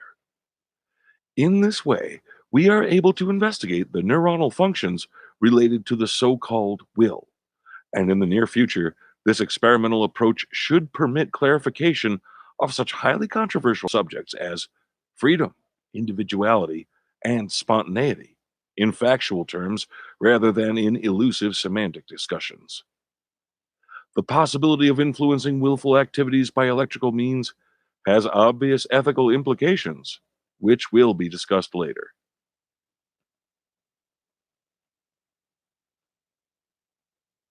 Chapter 19: Characteristics and Limitations of Brain Control. The possibility of man's controlling the thoughts of other men has ranked as high in human fantasy as the control over transmutation of metals, the possession of wings, or the power to take a trip to the moon. Our generation has witnessed the accomplishment of so many nearly impossible tasks that today we are ready to accept almost anything. In the world of science, however, speculation and fantasy cannot replace truth. There is already abundant evidence that ESP can control a wide range of functions, including motor activities and mental manifestations, in animals and in man. We know that by electrical stimulation of specific cerebral structures, we can make a person friendlier or influence his train of thought. In spite of its spectacular potential, ESP has practical and theoretical limitations, which should be delineated. Predictability. When we get into a car and press the starter, the motor will almost certainly begin to run in a few seconds. The brain, however, does not have the simplicity of a machine. When electrodes are introduced into a cerebral structure and stimulation is applied for the first time, we really cannot predict the quality, localization, or intensity of the evoked effects. We do not even know that a response will appear. This is especially true for complex structures, like the amygdaloid region, which have great functional multiplicity. But it is also the case in relatively simple areas like the motor cortex. The anatomical and functional variability of the brain are factors which hinder prediction of ESP results. The importance of these limiting factors is compounded by alterations in regional activity related to changes in local, general, and environmental circumstances. We know that certain functions are represented in specific cerebral structures, but the precise location of a desired target requires careful exploration, and implantation of only a few contacts may be rather disappointing. After repeated exploration of a selected area in several subjects, predictability of the observed responses in that area for that species can be assessed with a higher degree of confidence. Present information about functional mapping in most cerebral areas is still rather incomplete. Functional monotony. Electrical stimulation in a nonspecific stimulus, which always activates a group of neurons in a similar way because there is no coded neural message or feedback carried to the stimulating source. The responses, therefore, are repeated in a monotonous way, and any variability is related to changes in the stimulated subject. This functional monotony rules out the possibility that an investigator could direct a subject toward a target or induce him, like a robot, to perform any complex task under remote controlled orders. Science fiction has already imagined men with intracerebral electrodes engaged in all kinds of mischief under the perverse guidance of radio waves sent by some evil scientist. The inherent limitations of ESP. Okay. Oh, actually, oh no, no, hold on, not yet. Make realization of this fantasy very remote. The flexion of a limb can be radio controlled, and an emotional state could also be set remotely. But the sequences of responses and adaptation to the environment depend on established intracerebral mechanisms whose complexity cannot be duplicated by ESP. Even if we could stimulate different points of the brain through 20 or 30 channels, it would be necessary to have sensory feedback and computerized calculations for the programming of simple spatiotemporal sequences. Induced performance of more complex acts would be far beyond available methodology. It should be clarified that I am talking about directing each phase of a response, and not about complex behaviors such as lever pressing or fighting, which may be triggered by ESP, but develops according to individual experiential circumstances, which are beyond electrical control. All right. So it says, in general, electrical stimulation of the brain was dominant over voluntary behavior, provided that its intensity was sufficiently increased. And that's page 92. A lot of TIs have expressed frustration because there have been times when they have found some way to stop or lessen the effect of electronic harassment, only for the same thing or something similar to return. it often leaves them feeling defeated. In the experiments in this book, it seems as if the experimenter changed the intensity and duration of an electrical stimuli until they were able to get the desired effect. That could be what is happening when TIs find remedies for some of the electronic harassment. It's not that it didn't work or you can't stop the electronic harassment. Um, you probably did stop their electronic harassment, but they just tweaked things until they were able to get the effect they wanted. As TIs know, gang stalkers have what they can take shifts. So you could just imagine how they like try to go around and how much time they have to go around whatever remedy that you've come up with. But you could also increase the intensity and duration of your remedy, or you could try something else. So don't feel defeated. Tweak your method until you find a way that works. Later on, it says there's already abundant evidence that ESP can control a wide range of functions, including motor activity and mental manifestations in animals and in man. We know that electricity stimulation, excuse me, we know that electrical stimulation of specific cerebral structures excuse me, we know that by electrical stimulation of specific cerebral structures, we can make a person friendlier or influence his train of thought. In spite of spectacular potential, ESP has practical and theoretical limitations, which should be delineated. Which should be delineated. And that's on page 94. So that is the author explicit. The author explicitly wrote what he has accomplished right there. And that's very significant to TIs.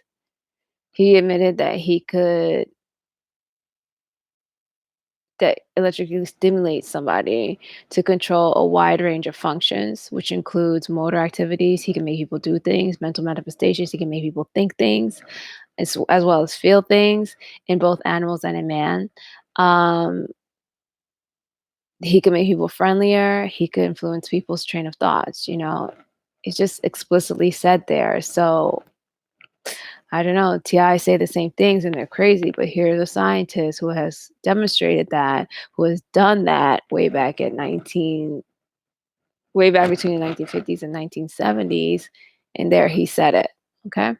So later on, it says science fiction has already imagined men with intracerebral electrodes engaged in all kinds of mischief under the perverse guidance of radio waves sent by some evil scientists. The inherent limitations of ESP make realization of this fantasy very remote. The flexion of a limb can be radio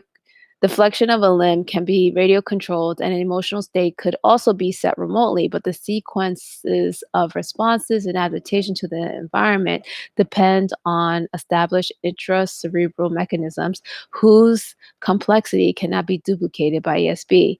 Even if we could stimulate different points of the brain through 20 or 30 channels, it would be necessary to have sensory feedback and computerized calculations for the programming of simple spatiotemporal sequences.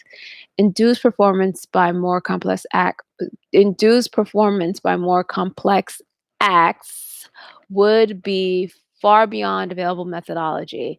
It should be clarified that I'm not talking about directing each phase of a response and not about complex behavior such as lever pressing or fighting, which may be triggered by ESP, but develops according to individual experiential circumstances which are beyond electrical control, which is on page, and that statement's on page 95. So this paragraph can seem comforting if you read it quickly. It may seem as if he is saying that electrical stimulation can't be used to turn humans into robots who will obey and do everything a person with the remote control tells them to do. And I was going to call the author out on this because he already admitted that the electrical stimulation can manipulate people's actions, thoughts, and moods. Then the last sentence said, it should be clarified that I am talking about directing each phase of response and not about complex behavior such as lever pressing or fighting, which may be triggered by ESP but develops according to individual experiential circumstances which are beyond electrical control. When he says controlled like a robot, he's talking about when you have a remote controlled robot and you make its arm go up and down or make it walk forward or backward with a remote control. You can control every single move. He is saying that his research didn't achieve that. You can't just shut people off and turn them on again like you would a remote control robot. That would mean that you would need to make a remote control that can go through each phase a body goes through to create a movement. In the example of the domino effect, you would have to stack each domino, program how each would fall, calculate the impact of gravity, and so on to achieve a robotic movement of those dominoes. Okay. His research didn't do that. He is still saying that the electrical stimulation can only start the domino effect. The person will lift an arm, but he can't control how the person will go about lifting their arm. The electrical stimulus can't make the person lift their arms up while wiggling their fingers or swaying to the beat. It could only make the arm go up. How it goes up depends on the person and the environment. So I hope that makes a little bit more sense. After reading this, you kind of start to see the method to the gang stalker's madness. The gang stalker campaigns seem random and all over the place, before. It didn't, it was just like, what are these people up to? They're crazy. And they are crazy. They're insane. They're serial killers. They're disgusting. All that, but it's just like, what are they doing, And the street theater, the harassment, the street theater, the harassment, the electronic harassment, the stalking, the gaslighting, the destruction of someone's life and finances and relationships, it all seemed random. But the pieces of the puzzle are coming together. To control someone, the gang stalkers need electronic harassment, but it isn't enough. The street theater, the harassment, the electronic harassment, the stalking, the gaslighting, someone's life, the destruction of someone's life, relationships, and finances are all meant to distract the mind and make the mind unstable so that thinking is decreased or stopped. Remember the boring sections about the newborn and the primitive mind? In those sections, it was pointed out that if someone doesn't think, they just do what they're told.